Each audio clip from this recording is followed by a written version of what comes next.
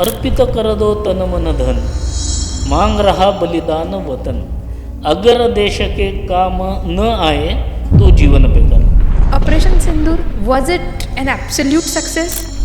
Operation Sindoor आपण थांबवलं आहे. ऑपरेशन सिंदूर बंद केलं नाही आपण. पुरीवर अटॅक केला आपण, त्यांनी आपल्या इथं पुलवामावर अटॅक केला आपण, बालाकोटला एअर स्ट्राईक दिला, जशाच तशी उत्तरं दिली. पण तरीसुद्धा 22 एप्रिलला मागच्या वर्षी पहलगामला 25 एक पर्यटक जे होते त्यांना पहलगामला विचारलं आणि हिंदू आहे का म्हटल्यानंतर क्रूरपणे त्यांच्या बायका मुलांच्या देखत त्यांना गोळ्या घालून मारलं. ह्याला उत्तर दिलं पाहिजे, समूळ नाश केला पाहिजे. हे धोरण आखून ऑपरेशन सिंदूर आखलं. डॉक्टर कलाम नेहमी म्हणत असत की unless India stands up to the world no one will respect us. Fear has no place in the world. जमिनीवरनं, हवेतून, पाण्यातून, जहाजावरून, रेल्वेवरून, ट्रकवरून कुठेही तुम्ही फायर करू शकता. सो व्हर्सटाईल इक्विपमेंट आहे. तर असं सगळं सांगितल्यानंतर तिथले सगळेजण बघत होते. त्यात पाकिस्तानचा सुद्धा एक गट, तिथला जो प्रमुख आहे त्याच्या नेतृत्वाखाली गेला आणि तो बघत असताना त्यानं तोही आवडलं त्याला. अर्थ म्हणजे हे तर कशाचं खूपच भारी आहे. मग त्यांनी शिवधनु पिल्लेंना विचारलं की तुम्ही हे क्षेपणास्त्र आहेत ते विकणार आहात का? विकणार आहात का म्हणल्यावर ते म्हणले हो, म्हणूनच इथं लावलं आहे आम्ही प्रदर्शनामध्ये. मग त्यांनी स्पेसिफिक प्रश्न विचारला की तुम्ही मुसलमान देशांना विकणार आहात का? हे म्हणते हो, म्हणूनच आम्ही इथे लावलेलं आहे. बरोबर. न राहून त्या पाकिस्तानच्या प्रमुखांनी विचारलं तुम्ही पाकिस्तानला विकणार आहात? पण त्यावेळेला शिवधनु पिल्ले सहजतेने म्हणून गेले for Pakistan there is free delivery. Okay. Director ऑफिसमध्ये डॉक्टर कलाम माझ्याशी डायरेक्ट बोलले आणि त्यांनी विचारलं Deodhar what is the status? म्हटलं sir 2 weapons are ready, however qualification test yet to be carried. मग त्यांचा पुढचा प्रश्न होता but what is your confidence level? म्हटलं sir I am confident it will work. तर ते म्हणले की then forget about the test, we will test against Pakistan. Direct आपण पाकिस्तानवरती फायर करू.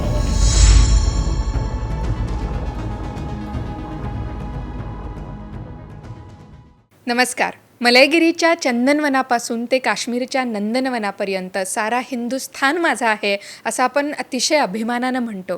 पण त्या हिंदुस्थानाला अभेद्य आणि त्याची सुरक्षितता अबाधित ठेवण्यासाठी आपले सैनिक, जवान, अधिकारी प्राण तळहातावर घेऊन लढत असतात. आणि त्या जवानांच्या हातांना आणि त्यांच्या शौर्याला पाठबळ देतात आणि ताकद देतात ती शस्त्र. आणि ह्याच शस्त्रास्त्रांवर जी संस्था काम करते ती म्हणजे DRDO. आणि ह्या DRDO संस्थेत ज्यांनी 40 वर्ष समर्पणानं आपलं कार्य केलं असे ज्येष्ठ वैज्ञानिक डॉक्टर काशीनाथ देवधर सर आज आपल्यासोबत आहेत. त्यांना मिळालेले पुरस्कार, त्यांची प्रदीर्घ कारकीर्द ही तुम्ही सगळी पडद्यावर पाहूच शकता.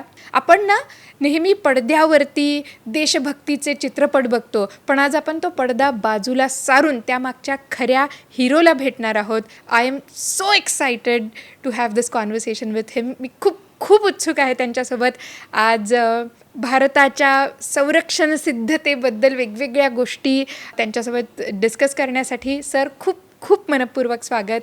तुमचे खूप मनापासून आभार, तुम्ही हे इन्व्हिटेशन स्वीकारलं. नमस्कार आणि धन्यवाद.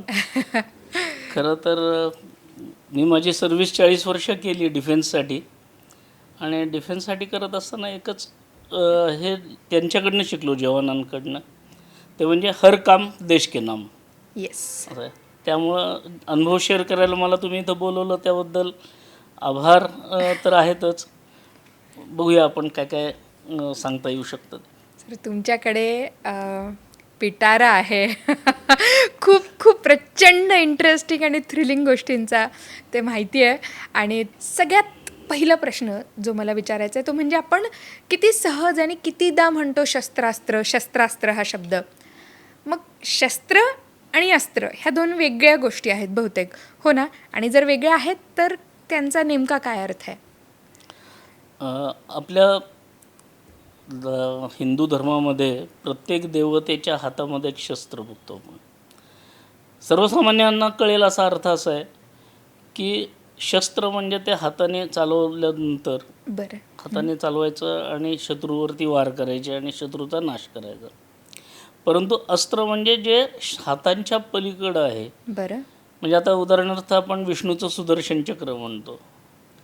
हातातनं निघाल्यानंतर ते काम करून येतं, त्याला प्रत्यक्ष विष्णूला तिथं जायची गरज नाही. तर ते आत्ताची जी मिसाईल आहेत हो ही ती सगळी अस्त्रांच्या कॅटेगरीमध्ये मोडतात. आणि शस्त्रमध्ये बंदूक आहे, पिस्तूल आहे, रायफल आहे, तोफा असतात वेगवेगळ्या, ह्या शस्त्रांमध्ये येतात. बिलकुल बिलकुल असा सर्वसामान्य भेद करता येऊ शकतो. बरोबर दोन्ही ह्याचा शत्रूचा विनाश करणं हाच त्याचा मुख्य भाग आहे. बरोबर. तर मग आता आपण पुढे जाऊन ना एकेका मुद्द्यावर एकेका विषयावर सविस्तर चर्चा करू. पण सुरुवातीला माझ्यासाठी आणि सगळ्या प्रेक्षकांसाठी मला एक गोष्ट जी जाणून घ्यायची आहे ती म्हणजे की कोणकोणत्या प्रकारची शस्त्र असतात जमिनीवरती, पाण्यामध्ये, आकाशात आणि आता त्याही पलीकडे अवकाशात जे आपण म्हणतो, बरोबर? कुठल्या कुठल्या प्रकारची, म्हणजे फार तर फार माझ्यासारख्या सामान्य माणसांना काय माहिती आहेत, बंदूक हातातली किंवा दूरवर फेकायचा बॉम्ब, बरोबर. That's it. हां, तर मग कुठल्या कुठल्या प्रकारची शस्त्र अस्त्र असतात आणि त्यांचा काय उपयोग असतो? सुरुवातीला आपण एकदा थोडक्यात फक्त यांचा आढावा घेऊ आणि मग आपण सविस्तर नंतर बोलू.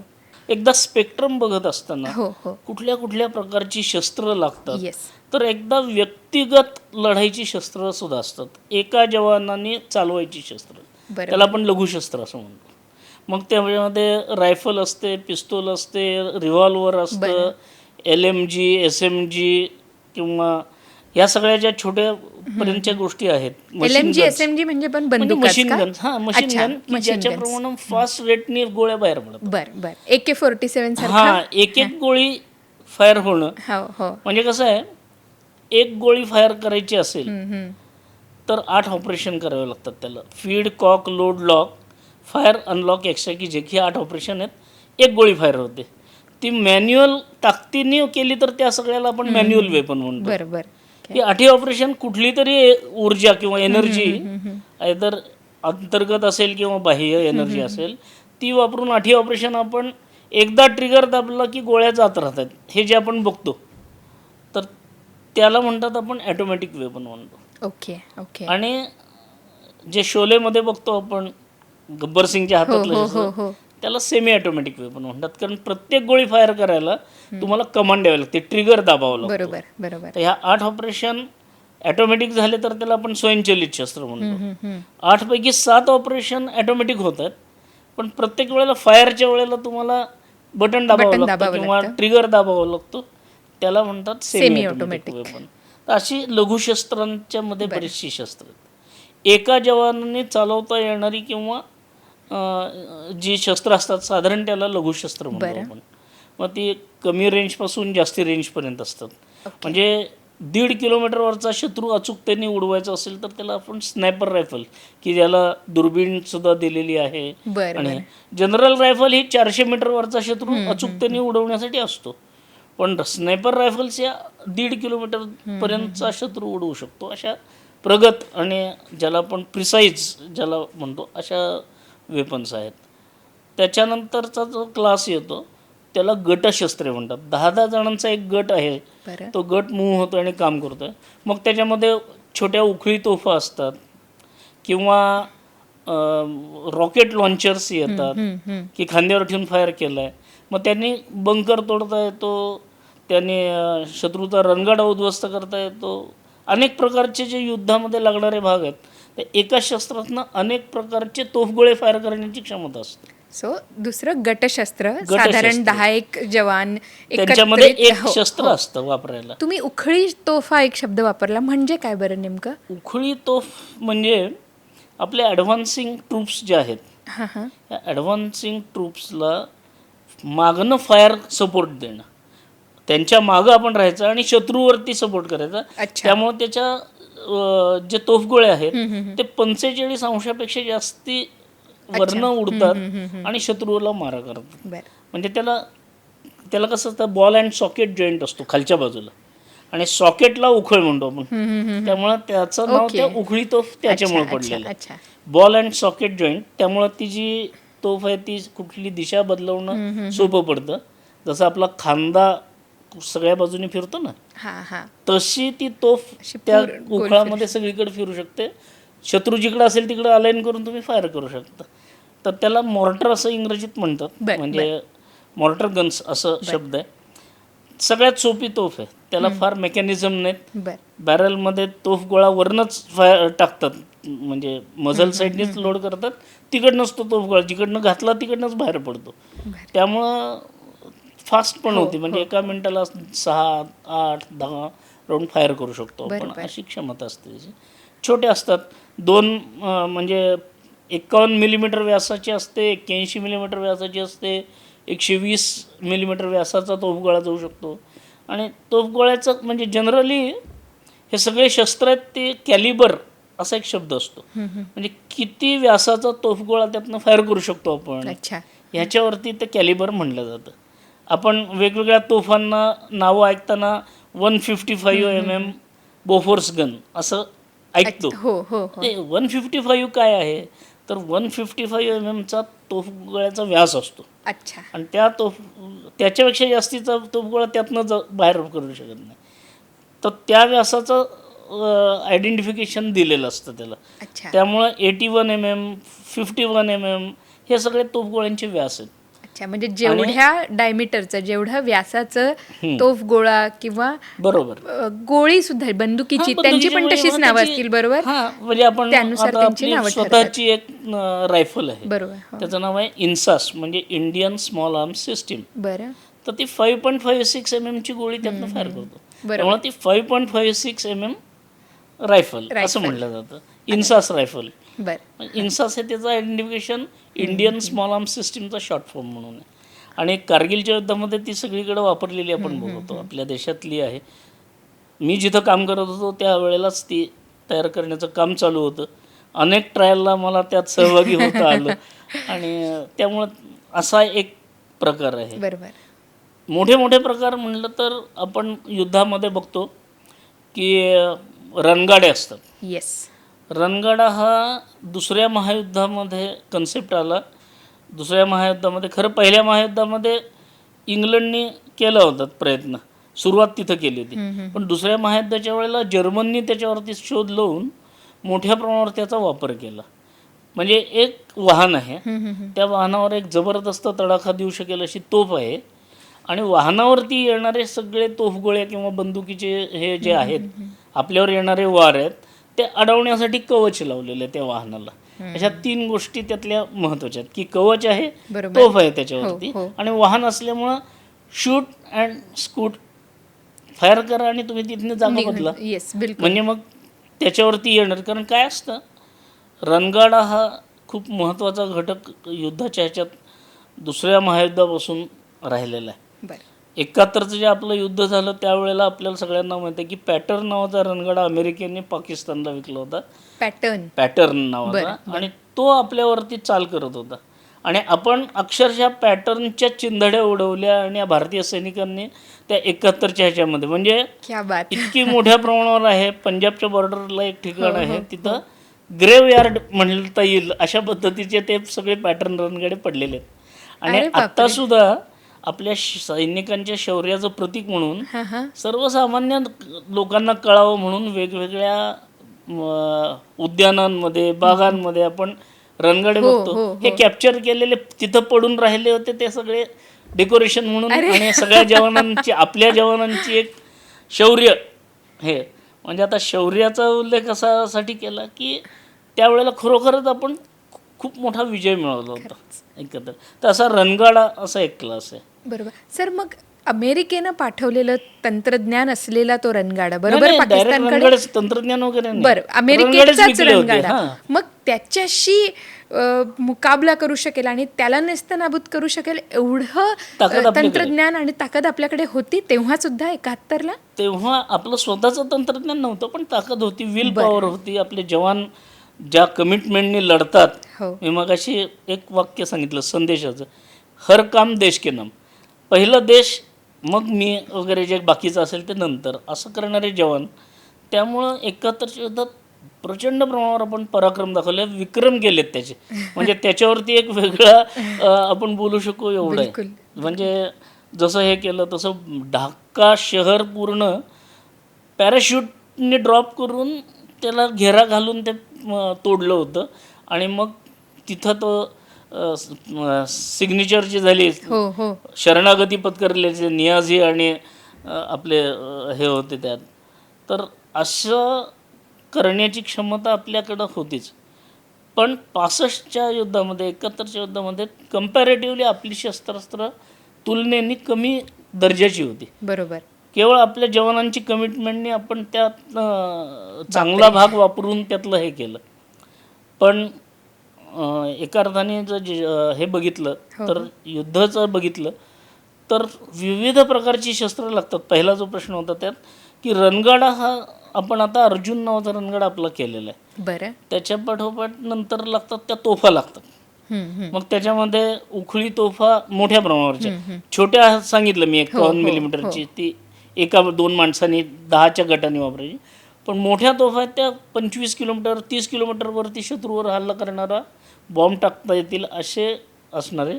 आणि आता आपण एटॅक्स नावाची तोफ केली आहे स्वतःची, भारताची स्वदेशी तंत्रज्ञान, ती तर 48 किलोमीटरवरती मारा करते. अरे बाप. म्हणजे ते पहिल्यांदा जेव्हा फायर करून 48 किलोमीटर झालं तेव्हा ती जगातली सगळ्यात जास्त पल्ला असणारी तोफ असं आता आपण विकसित केली. ती 2015-16च्या नंतरची गोष्ट त्याच्यात. त्यामुळं तोफा लागतात. बरोबर. त्याचबरोबर जसं हवेतून आता जमिनीवरती आपण पाहिले लघुशस्त्र, गटशस्त्र आणि रणगाडे तोफा वेगवेगळ्या प्रकारच्या. त्याच्यात खूप प्रकार आहेत. Yes yes. डोंगरी तोफ असते, मुलुख मैदान तोफ असते, उखळी तोफा असतात, धक्कारहित तोफा असतात की ज्या जीपवर ठेवून फायर करू शकतो. अशा वेगवेगळ्या तोफा आहेत. तर हा तोफखाना एक भाग झाला. बरोबर. तिसरा भाग म्हणजे रॉकेटरी, फ्री फ्लाईट रॉकेट. जसं आपलं पिनाक नावाचं लॉन्चर आहे आपलं. एका ट्रकवरती 12 रॉकेट त्या ह्याच्यावर ठेवल्या जातात आणि 6 ट्रकची एक बॅटरी असते. आणि 6 ट्रकच्या बॅटरीमध्ये 72 रॉकेट केवळ 44 सेकंदात फायर करून 40 किलोमीटरवरचा शत्रू आपण 44 सेकंदात नेस्तनाबूत करू शकतो. आणि 40 किलोमीटरवरचं 1 किलोमीटर बाय 1 किलोमीटरचं ठाणं बेचिराख करणं, उद्ध्वस्त करणं, नष्ट करणं हे त्यांनी शक्य आहे. कारण 72 टन एका अर्थाने म्हणजे एवढं आपण हे 72 रॉकेटच्या साह्याने 72 क्विंटल एक्सप्लोजिव्ह आपण बंबार्ड करतो त्याच्यावर. म्हणजे 7.2 टन्स ऑफ आहे. असं मोठ्या प्रमाणावरती ते यशस्वी झालेलं आहे आणि ते स्वतःच आहे. आणि आज आपण परदेशात देतो आहोत ते. म्हणजे हा एक प्रकार झाला. हे सगळे झाले जमिनीचे मोठ्या प्रमाणावरती असणारे भाग. आता भूसुरुंग वगैरे ह्याच्यावरती सुद्धा काही हे असतात. पण मोठे हे शस्त्र जमिनीची सुरक्षेसाठी. हवेतनं सुरक्षेसाठी विमानं, हेलिकॉप्टर याचा वापर करून मग क्षेपणास्त्र असतील, तोफा असतील, विमानविरोधी तोफा जमिनीवरूनच फायर करतात पण हवेतले टार्गेट नष्ट करतात. आकाश तीर नाव ऐकलं आपण आत्ता ऑपरेशन सिंदूरच्या वेळेला. तर त्या गोळीने हवेतले हे सगळे नष्ट करण्याची क्षमता असणारे तोफ आहेत ते. किंवा असे हवेत न येणारे थ्रेट आहेत. आणि हवेतल्या थ्रेटला मी मगाशी म्हटलं तसं की अटॅक इज बेस्ट डिफेन्स. त्यांना संधीच द्यायची नाही. आता रणगाड्याच्या बाबतीत सुद्धा असंच आहे की पहिला राऊंड आपला त्याला फायर करून लागला पाहिजे अशा पद्धतीचं रणगाड.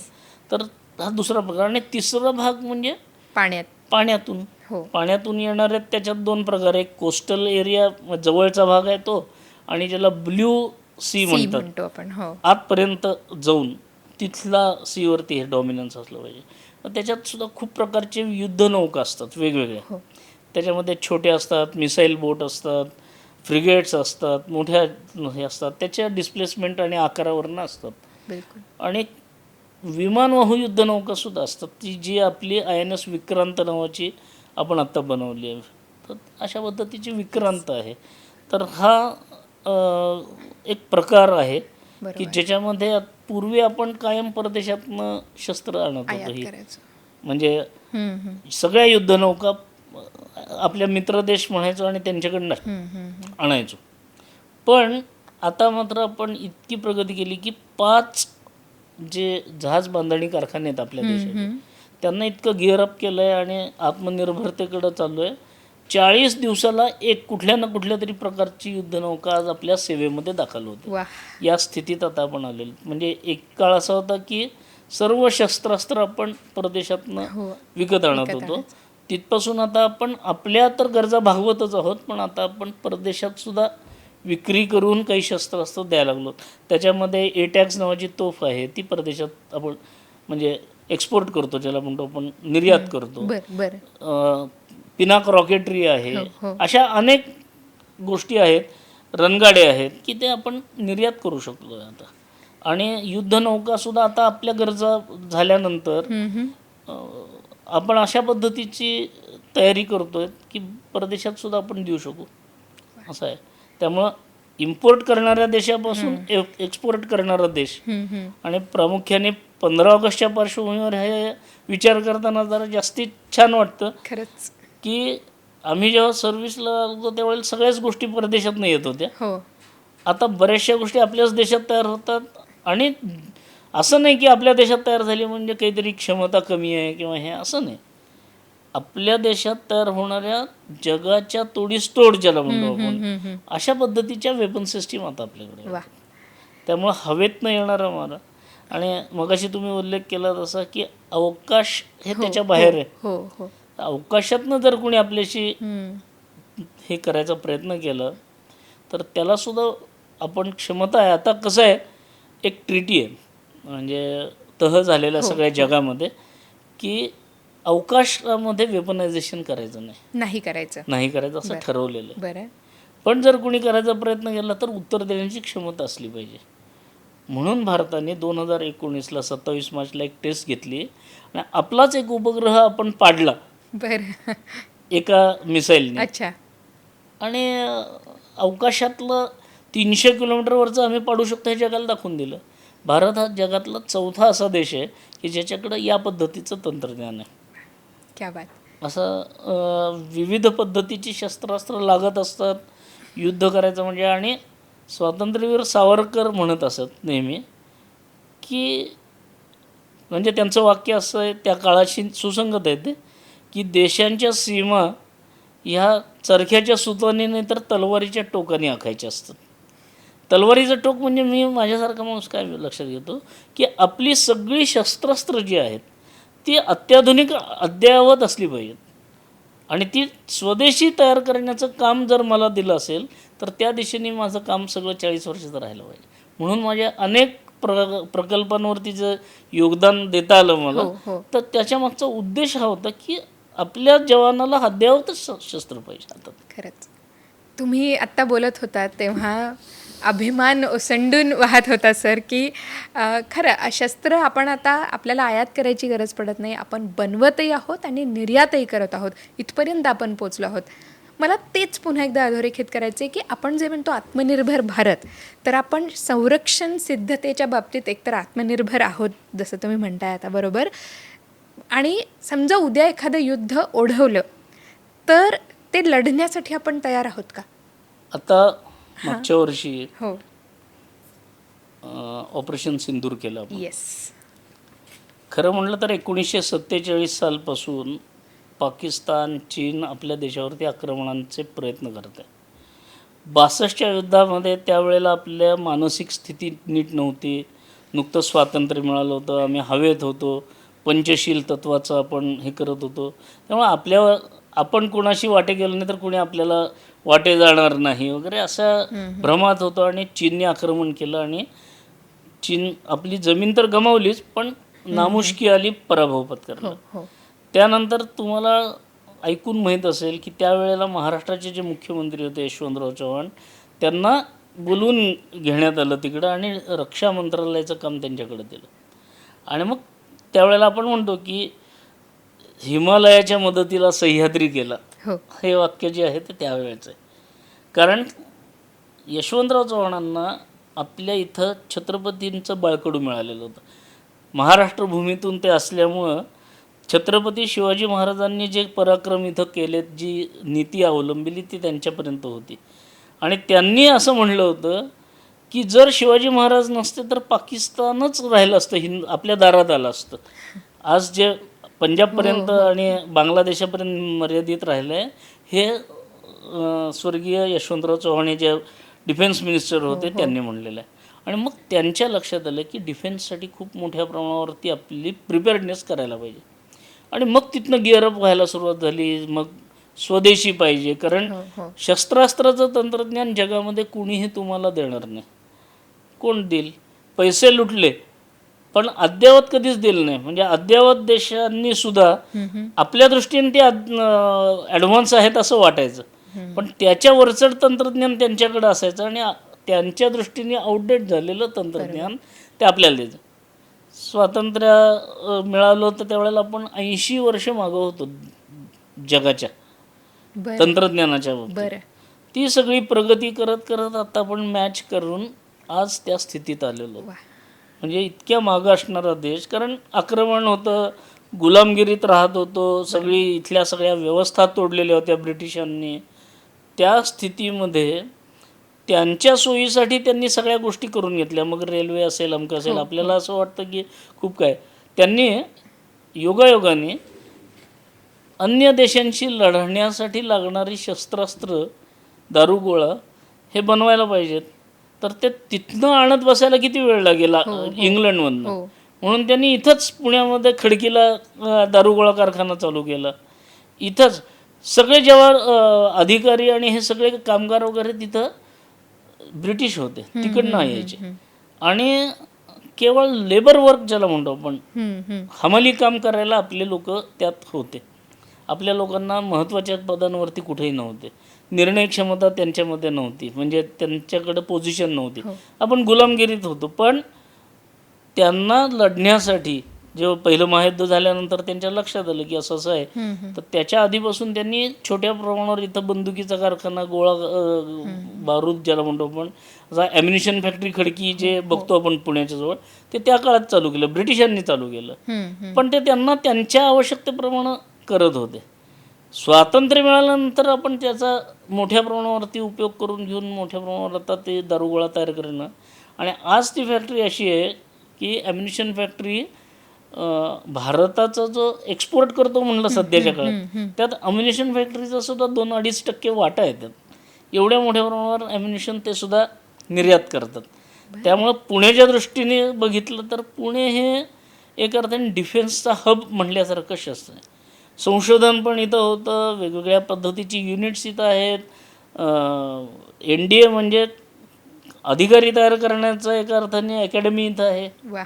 त्याच्यानंतर सदर्न कमांड, जी पूर्ण भारतामध्ये जे 7 कमांड आहेत त्याच्यापैकी सगळ्यात मोठी कमांड पुण्यामध्ये. आणि पुणे हे इतकं सेफ आणि चांगलं क्षेत्र आहे. नैसर्गिक दृष्ट्या सुद्धा पाणी असेल, इथली जमीन असेल, अमकं असेल, या आवश्यक असणाऱ्या गोष्टी पुण्यात आहेत. त्यामुळं मग पुण्यामध्ये कारखाने इथं केले, त्याचं योगदान आहे देशाच्या प्रगतीमध्ये. इथं NDA याच्या बरोबरीने 15 इन्स्टिट्यूट असे आहेत की ज्या राष्ट्रीय स्तरावरती डिफेन्ससाठी लोकांना वेगवेगळ्या ह्याच्यामध्ये प्रशिक्षण देतात. आपल्या इथं लोहगावला विमानतळ आहे. त्याच्यानंतर म्हणजे त्यामुळं पुणे हे सुद्धा शहर खूप महत्त्वाचं आहे. आणि योगायोगाने मी सुद्धा पुण्यात आलो तर डिफेन्समध्ये सर्व्हिस आलो, त्यामुळं आलो. नंतर माझं मूळगाव पंढरपूर, शिक्षण कोल्हापूरला झालेलं, आणि तिकडंच कुठंतरी काहीतरी केलं असतं, पण डिफेन्समध्ये संधी मिळाली आणि मी इथं आलो. आणि 40 वर्ष बघता बघता देशाच्या वेगवेगळ्या प्रकल्पांवरती काम करायची संधी मिळाली मला. त्यातला सगळ्यात आठवणीचा खजिनाच आहे म्हणजे एका अर्थाने. पण मला जो इम्पॅक्ट झाला माझ्या मनावरती तो म्हणजे 1985 साली मी रणगाड्याचं काम करत होतो. आणि मगाशी सांगितलं आपला अर्जुन नावाचा रणगाडा आहे. तर एक कन्सेप्ट असा आहे की फर्स्ट राऊंड हिट प्रोबॅबिलिटी, म्हणजे पहिलाच आपला राऊंड शत्रूला लागला पाहिजे, शत्रू नष्ट झाला पाहिजे. हे काही खेळ नाही, युद्ध आहे. त्यामुळे तुमचा पहिला राऊंड चुकला तर तुमच्यावरती ते राऊंड येणार आहे. बरोबर, कारण तोपर्यंत ते अलर्ट होऊन ते आपल्यावरती गोळीबार करणार आहेत. त्यामुळे पहिलाच राऊंडमध्ये मारायचं असेल तर अचूकता पाहिजे. बरोबर, ती अचूकता रणगाड्याची मिळवण्यासाठी जे गट काम करत होता त्याच्यामध्ये मी काम करत होतो. आणि ते अचूकता मिळवण्यासाठी काम करत असताना मला जवानांच्या बरोबर जाऊन राहायची संधी मिळाली. म्हणजे झाशीच्या जवळ एक बबिना नावाचं गाव आहे. तिथं मोठ्या प्रमाणावरती रणगाड्याचं ट्रायल्स वगैरे घेऊ शकतो आपण. सगळ्या प्रकारचे ट्रायल, म्हणजे मग रणगाडीच्या क्षमता सगळ्या आहेत का, मग त्या मुव्हिंग रणगाडा आपण एंगेज करू शकतो का, हे करू शकतो, हे सगळं बघणारी ती यंत्रणा असते. तर रणगाड्याच्या त्या ट्रायलच्या वेळेला मी खूप ज्युनियर होतो आणि योगायोगाने मी जवानांच्या बरॅकमध्ये राहायची व्यवस्था त्यांनी माझी केली होती. कारण आर्मीमध्ये कसं हायरार्कीप्रमाणे तुम्हाला तिथं व्यवस्था करतात. मी 1985ला जस्ट जॉईन केलेलं ज्युनियर होतो, स्टाफमध्ये काम करत होतो. तर त्यांनी एक जवान घरी गेला होता 1.5 महिन्याच्या सुट्टीवर. तिची जी कॉट असते त्या बरॅकमधली, ती कॉट मला अलर्ट केली ती राहण्यासाठी महिनाभर. आणि त्या महिनाभर ट्रायलमध्ये मी बघत होतो जवान सगळे किती कष्ट करतात. तो माझ्या मनावर 1985चा इम्पॅक्ट मी आजही तुम्हाला 41 वर्षानंतर सांगतो. याचं कारण माझ्या मनावर खूप परिणाम झाला. म्हणजे तिथले जवान कसे कामं करतात हे जवळनं बघितलं. सकाळी 3 तास, संध्याकाळी 2.5 तास, 3 तास हे मैदानावरती जाऊन प्रत्यक्ष कष्ट करतात, व्यायाम करतात. मग ते खेळाच्या स्वरूपात असतील, प्रत्यक्ष कसरतींच्या स्वरूपात असेल. म्हणजे आपला जवान कधीही निम्म्या रात्रीत युद्ध लागलं तरी तत्पर असलं पाहिजे, सिद्ध असलं पाहिजे. म्हणून ज्या ज्या गोष्टी लागतात, मग पीस टाईम असला तरी त्यांना तेवढे 5-6 तास व्यायाम, नंतर आपापली कामं, हे ते सगळं पॅक असतं. तर एकदा काय झालं होतं, ईदची सुट्टी आली आणि ईदची सुट्टी आली असताना आदल्या दिवशी 500 जणांचं ते युनिट होतं. 75 आर्मर्ड रेजिमेंट म्हणून एक रेजिमेंट होती. ती अशी खाली बसलेली आहे आणि त्याचा प्रमुख त्यांना सूचना देत होता. लंब भाषणबाजी नाही, काही नाही. कारण आर्मीमध्ये कसं आहे, जो मेसेज दिला तो जसाच्या तसा फॉलो झाला पाहिजे. बरोबर. मेसेज क्लिअर असला पाहिजे. हे करताना आपल्या देशाची जर भूमिका बघितली तर 3200 किलोमीटर लांब आणि 2900 किलोमीटर रुंद आहे. प्रत्येक 10 किलोमीटरवर भाषा बदलते. मग कुठल्या भाषेत सांगितलं म्हणजे त्यांना कळेल. पण त्यांची एक विशिष्ट स्वतःची भाषा तयार झालेली आहे. छोटी छोटी वाक्य असतात. 3 वाक्यात त्यांनी सुट्टीचं वर्णन केलं. पहिल्यांदा सांगितलं कल छुट्टी होगी, दुसरं सांगितलं कोई वर्दी नहीं पहनेगा, आणि तिसरं सांगितलं लेकिन कारवाई पुरी होगी. जे दिवसभर उठल्यापासून रात्री झोपेपर्यंत किंवा 24/7 जे दिलेलं काम आहे ते जसंच्या तसं करायचं. आर्मीच्या लोकांना सुट्टी याचा अर्थ गणवेश घालायला सुट्टी, बाकी सगळं काम जसंच्या तसं घालायचं. मग माझ्या मनावरती त्याचा खूप परिणाम झाला. म्हणजे आम्ही लहानपणी शाखेमध्ये पद्य म्हणायचो की नित्य सिद्ध शक्तीसे राष्ट्र की अर्चना. हे बोजड शब्द वाटतात, त्यांचं जीवन बघितलं की ते जगतात तसं जीवन, हे लक्षात आलं.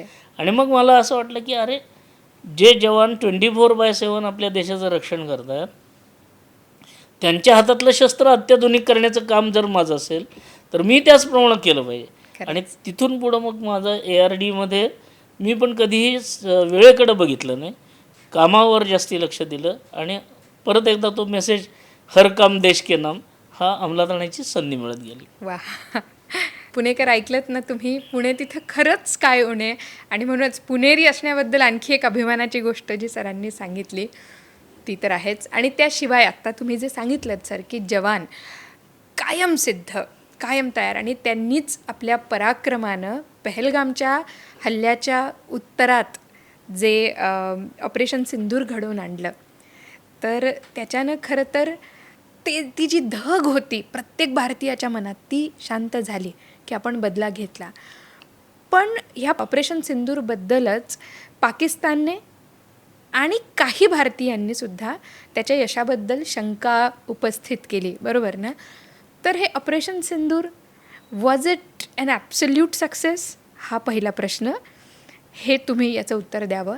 आणि दुसरी गोष्ट म्हणजे हे एक्झिक्यूट कसं झालं नेमकं ऑपरेशन सिंदूर? प्रश्नाचं डायरेक्ट उत्तर पहिल्यांदा देऊन टाकतो की प्लीज. 100% यशस्वी प्रकार आहे हा. 100% यशस्वी होतं ऑपरेशन सिंदूर. बरं.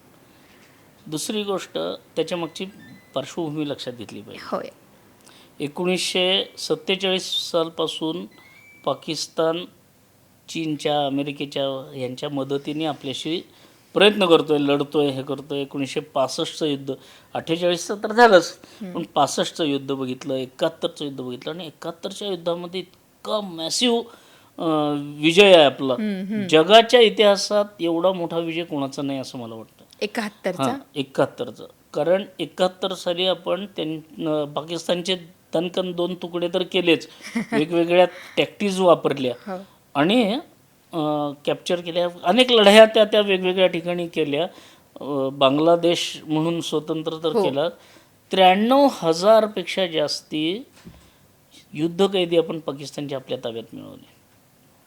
आणि शरणागती हो. आले, शरणागत आले.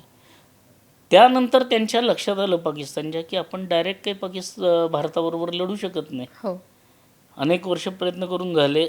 भारताशी लढणं काही सोपं नाही, कारण भारत आपल्याला जशास तसं तर काय त्याच्या पुढं जाऊन उत्तरं देतोय. मग काय करायचं, तर त्यांनी एक फिलॉसॉफी डेव्हलप केली आणि ते म्हणले we will thousands of cuts yes. To bleed India. Yes. Thousands of cuts म्हणजे काय, तर अतिरेकी हल्ले करायचे, छुपी युद्ध करायची. इथून पुढं डायरेक्ट युद्ध कुठंच करायचं नाही, छुपी युद्ध करायची. आणि मग आपण 1980च्या दशकानंतर त्या मालिका बघतो आणि देशामध्ये सुरुवातीला जम्मू काश्मीरचा भाग असेल, पण नंतर सगळीकडं देशामध्ये अतिरेकी हल्ल्यांचं एक मालिका लागोपाठ कुठं तरी, म्हणजे ते असं असतंच असं गृहीत धरण्याची क्षमता. 2014 नंतर फक्त जम्मू काश्मीरची बॉर्डर सोडली तर आपण नाही ऐकलं, पण त्याच्या आधी म्हणजे मुंबईसारख्या ठिकाणी 2008ला येऊन त्यांनी हल्ला केला. म्हणजे आणि भारताने सहनशक्तीची पराकाष्ठा केली, पण त्यांना त्याचं लक्षात आलं नाही महत्त्व. आणि मग भारतामध्ये कसं झालं की त्यावेळेला 2008ला आपल्या इथं मुंबईमध्ये अटॅक झाला.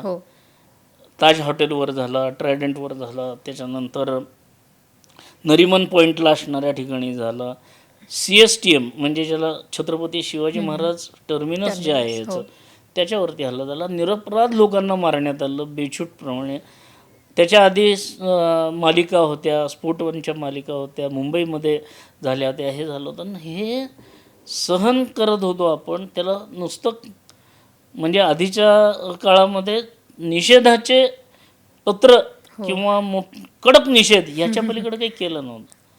8 साली त्यावेळचे जे प्रमुख होते एअरफोर्सचे मेजर म्हणून, त्यांनी सांगितलं होतं की आपण तयार आहोत ह्याला उत्तर देऊ, पाकिस्तानवरती हल्ला करू.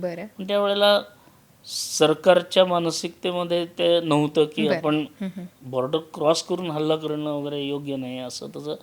आणि त्या नीती पण 2014 पासून सरकार बदललं, नीती बदलली, दिशा बदलली आणि 0 टॉलरन्स अगेन्स्ट टेररिझम ही नीती घेतली आपण. ये नया भारत है, घर में घुसेगा भी और घुसके मारेगा भी, असं ते चालू झालं. येस. आणि मग बघतो आपण, मग उरीवर अटॅक केला आपण, सर्जिकल स्ट्राईक केला. त्यांनी आपल्या इथं पुलवामावर अटॅक केला, आपण बालाकोटला एअर स्ट्राईक दिला, जशाच तशी उत्तरं दिले. तर आणि भारतात कुठेही आता अतिरेकी हल्ले झाल्याचं ऐकवत नाही म्हणजे झाले नाहीत. याचं कारण आता आपण ते पूर्ण पॅक केलं.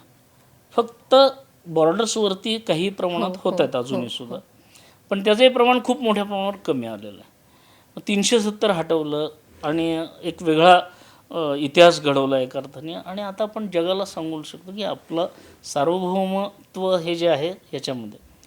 पण तरीसुद्धा 22 एप्रिलला मागच्या वर्षी पहलगामला 25 एक हिंदू पर्यटक जे होते त्यांना पहलगामला विचारलं, आणि हिंदू आहे का म्हटल्यानंतर क्रूरपणे त्यांच्या बायका मुलांच्या देखत त्यांना गोळ्या घालून मारलं. हे आपण बघितलं. 26वा नेपाळी होता, पण तोही हिंदूच होता. आणि ह्याला उत्तर द्यायचं म्हणजे किती दिवस आपण क्रियेला प्रतिक्रिया देणार? कधीतरी उत्तर दिलं पाहिजे, समूळ नाश केला पाहिजे. हे धोरण आखून ऑपरेशन सिंदूर आखलं. ऑपरेशन सिंदूरचं वैशिष्ट्य असं आहे की हे सर्वांगीण विचार करून केलेलं युद्ध आहे. आपण आत्ता जे बोलतो ते फक्त सैन्यांच्या बद्दलचं बोलतो, कारण त्या बाकीच्या गोष्टी बोलायचं तर तो एक वेगळा विषय होईल. पण सिंधू करार आपण नष्ट केला, त्यांची आर्थिक कोंडी केली, त्यांच्याबरोबरचे व्यापारांचे संबंध तोडले. आपणच तोडले असं नाही, जगामध्ये सगळीकडे त्यांना एकटं पाडण्याचा प्रयत्न केला, त्यांना एक्सपोज करण्याचा प्रयत्न केला. एक काळ असं होतं की भारताच्या बाजूने फार कमी देश होते. आज भारताच्या बाजूने बहुतेक सगळे देश आहेत. 3-4 देश सोडले ते पाकिस्तानला सपोर्ट करतात. पण आज पारडं फिरलेलं दिसतं जगाचं. ह्याचं कारण आपली कमिटमेंट, प्रामाणिकपणा आणि ज्या पद्धतीने आपण रिलायबल एक मोठा देश म्हणतो तशा पद्धतीने आपलं सामर्थ्य वाढलेलं आहे. डॉक्टर कलाम नेहमी म्हणत असत की unless India stands up to the world no one will respect us. Fear has no place in the world. Only strength respect by strength. हे 1000 वेळा मी त्यांच्या तोंडून ऐकलं असेल की त्यांच्याबरोबर जेव्हा काम करत होतो खरंच. त्यावेळेला. समर्थ त्यामुळं व्हा आणि मग सज्जन असा, नाही का? समर्थ असेल तरच जग ऐकतं. खरंय. जगामध्ये कोणाचं येतं तर जो सामर्थ्यशाली आहे त्याचंच ऐकलं जातं, हा संदेश. आणि म्हणूनच आपण मग त्यावेळेला अणुस्फोट केले किंवा हे केले, ते डॉक्टर कलामांचा हा जो दृष्टिकोन होता, स्ट्रेंथ रिस्पेक्ट बाय स्ट्रेंथ, त्याच्यासाठी भारताला सामर्थ्यशाली बनवलं पाहिजे हा उद्देश घेऊन DRDOने अनेक प्रकरणं काम केलं. आपण ते जे पहलगामबद्दल बोलत होतो, तो हल्ला मग नेमका कसा झाला? म्हणजे जसं मी ऐकलंय की तो फक्त जमिनीवरतीच नाही झाला आहे ना, वेगवेगळ्या पद्धतीनं आपण त्यांची तळ नेस्तनाबूत केली, उद्ध्वस्त केली. हां, बरोबर आहे ना. मी तेच म्हटलं की हा एक सर्वांगीण हल्ला होता. ते सांगू शकाल म्हणजे कसं सांगतो झालं? ना की पहिल्यांदा कसं होतं, सर्जिकल स्ट्राईक केला तेव्हा फक्त आर्मी त्याच्यात involved बरोबर. होती. बालाकोटला केलं त्यावेळेला फक्त एअरफोर्स त्याच्यात इन्व्हॉल्व्ह होतं. आणि सगळ्यांना असं वाटत होतं की आता बहुतेक नेव्हीकडनं काहीतरी ॲक्शन होईल.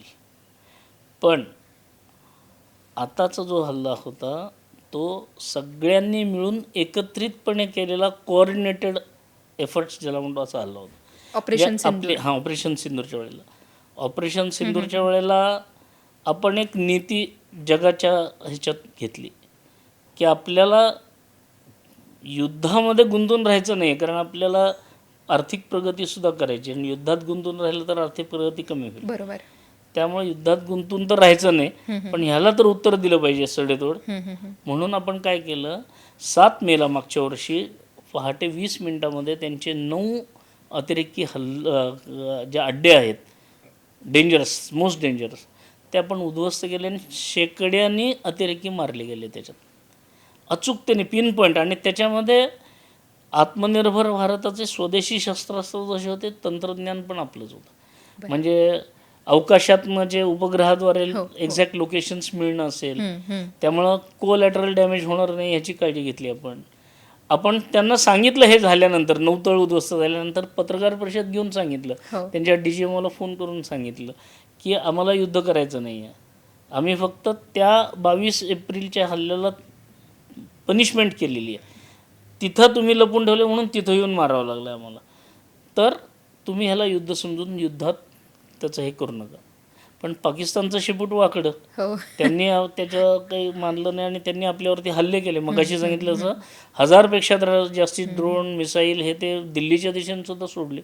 आपण ते एकही खाली पडू न देता हवेतल्या हवेत नष्ट केले, पडलं. आणि ते झाल्यानंतर, तिथं ते नष्ट झाल्यानंतर आपल्या असं लक्षात येईल की हवाई हल्ले हे करून आपण थांबलो नाही. तर पत्रकार परिषदेत सांगितलं की आम्ही सिव्हिलियन टार्गेट्स किंवा मिलिटरी टार्गेटसुद्धा घेऊ शकलो असतो, पण आम्ही फक्त अतिरेकी अड्डे उडवलेले, तुम्ही ह्याला युद्ध समजू नका. पण तुम्ही ऐकलं नाही तर आम्ही तयार होत असं सांगून आपण हे जे 1000 त्याच्यामध्ये मग आपली स्वदेशी आकाश नावाचं मिसाईलनी खूप चांगलं काम केलं, आकाश तीरने चांगलं काम केलं, आणि कोऑर्डिनेटेड एफर्ट्सनी बाकीच्या सुद्धा गोष्टी आहेत. पण ह्याचं समोर आलं.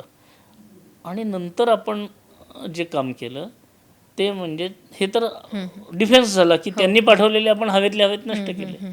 त्याला उत्तर देण्यासाठी 10 मेला रात्री आपण 20 मिनटं, म्हणजे 48 तासाचं युद्ध करायची तयारी केली होती.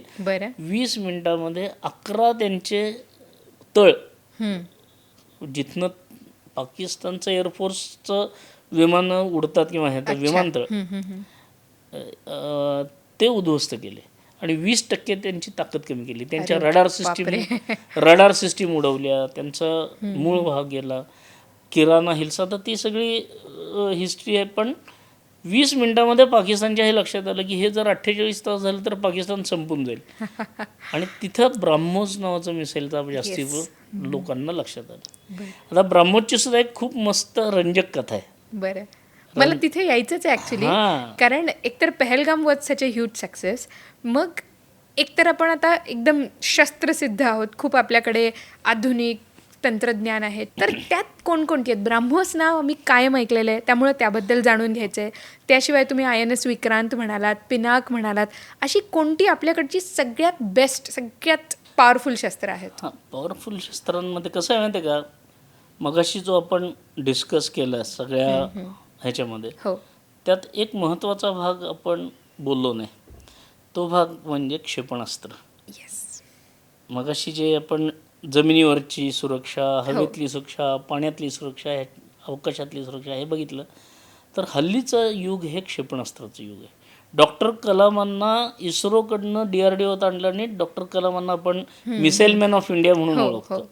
त्यांच्या नेतृत्वामध्ये आपण जगातली 5 क्षेपणास्त्र आपण विकसित केली पहिली. मग ती SS-100 होतं, SS-1000 होतं, किंवा SAM-30 होतं, SAM-9 होतं वगैरे.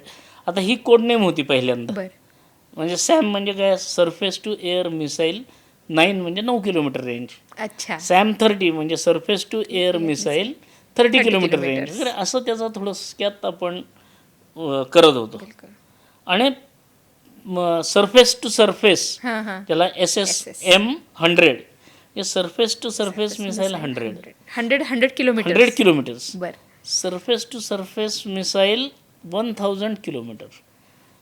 असं पहिल्यांदा 1K वगैरे असं SSM-1K वगैरे असं कोडनेम होते. आता ही सगळी शस्त्र यशस्वी झाली, तर डॉक्टर कलाम त्याचं नेतृत्व करत होते. आणि डॉक्टर कलामांनी सगळ्या सिनियर सायंटिस्टना एकत्र केलं आणि सांगितलं की ह्यांना तुम्ही नावं सुचवा. बरं. कोडनेम किती दिवस चालणार, आता यशस्वी झालेली आहेत तर आपण नावं सुचवा. पण आपल्या लोकांना कायम गुगल वगैरेचा अभ्यास करायची सवय असल्यामुळं कोणी स्कड सांगितलं, कोणी पेट्रियट सांगितलं, कोणी अशी जी परदेशी नावं होती ती सांगितली, शार्प शूटर सांगितलं वगैरे. तर डॉक्टर कलामांचं आपल्या देशावरचं प्रेम इथं लक्षात येतं, आपल्या मातीवरचं, आपल्या संस्कृतीवरचं प्रेम या ठिकाणी लक्षात येतं. डॉक्टर कलामांनी एक गाईडलाईन दिलीच त्यावेळेला. ते म्हणले तुम्ही नाव असं सुचवा की ज्याचा उच्चार करता क्षणीच हे भारताचं आहे हे जगाला आपोआप कळेल. म्हणजे आयडेंटिटी, भारताची आयडेंटिटी त्यातनं व्यक्त होईल. आणि मग जी आपली 5 एलिमेंट थेअरी आहे आपल्याकडं, आपण पंचमहाभूत तत्व म्हणतो, म्हणजे जन्मापासून मरेपर्यंत ह्या 5 तत्वांमुळंच ते सगळं आपलं जीवन चालतं. आणि पृथ्वी, आप, तेज, वायू वगैरे हे जो प्रकार आहे, तर त्यातली मग पृथ्वी, अग्नी, आकाश ही जी नावं आहेत ती त्या पंचमहाभूत तत्वांपैकी आलेली आहेत. त्यामुळे ती आपल्या संस्कृतीशी मिळती जुळती आहेत. आणि पहिल्यांदा लोकांना वाटलं की पुराणातली, इतिहासातली घेतली का, पण इतिहाससुद्धा हा आपला इतिहास आहे. अगदी महाभारतातली काही नावं जरी असतील, आता पिनाक, पिनाक हे शंकराच्या हातातल्या धनुष्याचं नाव आहे, ते आपण आपल्या ह्याला दिलं पिनाक. आता पिनाक म्हणल्यानंतर हे भारताचं हे वेगळं सांगायची गरज नाही पडत ना, असं वेगवेगळं आहे. पण ब्राह्मोस असं ब्रह्मास्त्र सोडून ब्राह्मोस नाव का दिलं असं येईल म्हणत. तर ब्राह्मोस हे आपण रशियाबरोबर जॉईंट डेव्हलपमेंट केलेली आहे. आणि 2 ज्ञानगंगांचा संगम असं वरून ब्रह्मपुत्रातले आणि मॉस्को या तिथली जी रशियातली मॉस्कोवा नदी आहे त्यातले मॉस, असे 3 शब्द, असे ब्राह्मोसमध्ये ब्रह आणि मॉस असं एकत्रीकरण करून तो ब्राह्मोस असा शब्द तयार केला. म्हणजे हे जॉईंट व्हेंचर पण आहे, दोघांची आयडेंटिटी पण इथं मर्ज होतीये. आणि त्यामुळं त्याचा, आणि हे जेव्हा करायचं ठरवलं त्यावेळेला ठरवतानाच ह्याचं जे मिशन स्टेटमेंट आहे त्याच्यामध्ये लिहिलं होतं, to design, develop, manufacture and market. हे त्यावेळेलाच ठरवलं होतं. एक ब्राह्मोस एरोस्पेस लिमिटेड नावाची कंपनी स्थापन केली. आणि त्या कंपनीच्या द्वारे मिसाईल विक्रीसुद्धा होईल प्रायव्हेट असं ठरवलं. आणि जे मित्रपक्ष आहेत त्यांना अर्थात दिले जाईल, हे स्वाभाविक आहे.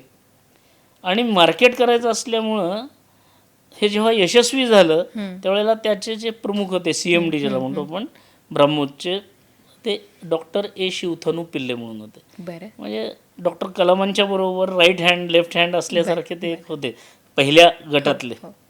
तर ते प्रमुख होते त्याचे. तर ते प्रदर्शनामध्ये लावलं, कारण आपण विक्री करायचं ठरवलेलं. त्यामुळं इंटरनॅशनल एक्झिबिशनमध्ये अबुधाबीला ते लावलं. आणि त्या अबुधाबीला लावल्यानंतर सगळं जग येऊन बघून गेलं. मग त्यांना खूप कौतूहल वाटलं की अरे असं आहे तसं आहे. त्याचे सगळे म्हणजे आवाजाच्या तिप्पट वेगाने जातं, प्रहार ते कुठल्या रडारच्या पकडमध्ये येत नाही, जमिनीवरनं, हवेतून, पाण्यातून, जहाजावरून, रेल्वेवरून, ट्रकवरून कुठनंही तुम्ही फायर करू शकता. सो व्हर्सटाईल इक्विपमेंट आहे वगैरे असं सगळं सांगितल्यानंतर तिथले सगळेजण बघत होते. त्यात आंतरराष्ट्रीय एक्झिबिशन असल्यामुळं पाकिस्तानचा सुद्धा एक गट जो तिथला जो प्रमुख आहे त्याच्या नेतृत्वाखाली गेला होता बघायला. बरं. आणि तो बघत असताना त्याला तोही आवडलं त्याला. अरे म्हणे हे तर शस्त्र खूपच भारी आहे. मग त्यांनी शिवधनु पिल्लेंना विचारलं, कारण मी मधलेच सांगत नाही, पण शिवधनु पिल्लेंनाच बोलून घेतलं ते. तर पाकिस्तानच्या बरोबर कोण आमच्यासारखी गोष्टी वार्तालाप करणार, त्यांना घेतलं. तर त्यांनी हे सगळं माहिती सांगितली. तर त्यांना वाटलं की मग त्यांनी प्रश्न विचारले की तुम्ही हे क्षेपणास्त्र आहेत ते विकणार आहात का? विकणार आहात का म्हणल्यावर ते म्हणले हो, म्हणूनच इथं लावलं आम्ही प्रदर्शनामध्ये. मग त्यांनी स्पेसिफिक प्रश्न विचारला की तुम्ही मुसलमान देशांना विकणार आहात का? हे म्हणते हो, म्हणूनच आम्ही इथे लावलेलं आहे. बरोबर. एक्झिबिशनमध्ये आणण्याचा उद्देश असतोय की आम्ही त्यांना पण विकणार आहोत. न राहून त्या पाकिस्तानच्या प्रमुखाने विचारलं तुम्ही पाकिस्तानला विकणार आहात? तर स्वाभाविकपणे ही 15 वर्षापूर्वीची गोष्ट आहे बरं का. 15-20 वर्ष, आता एक्झॅक्ट साल माझ्या लक्षात नाही. पण त्यावेळेला शिवधनु पिल्लेंना त्यांनी प्रश्न विचारला की तुम्ही पाकिस्तानला विकणार का? शिवधनु पिल्ले सहज त्यांनी म्हणून गेले for Pakistan there is free delivery. Okay. आणि ती आपण 7 मेला 10 मेला बघतो, 11 विमानतळ त्यांचे उद्ध्वस्त केले, ती फ्री डिलिव्हरी केली. So true. बरोबर आहे. आता हे विमान आपण विकायचं एखादं क्षेपणास्त्र म्हणजे काय करणार? विकायचं असेल तर त्याच्यात टेस्टिंग करून दाखवायला लागेल ना. बरोबर. मग तुम्ही ज्या वेळेला म्हणता की हे चीनच्या सुद्धा रडारच्या पकडमध्ये येत नाही, टेस्टिंग कसं करणार माहीत नाही आपल्याला.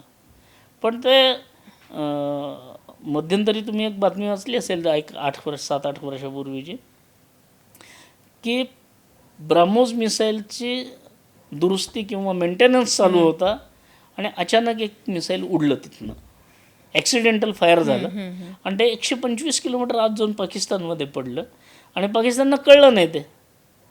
आणि असं कसं ॲक्सिडेंटल फायर होतो, म्हणून आपण एक हाय लेवलची मिनिस्ट्री ऑफ डिफेन्सनी एक चौकशी समिती नेमली हाय लेवल, आणि कोर्ट ऑफ एन्क्वायरी वगैरे केली.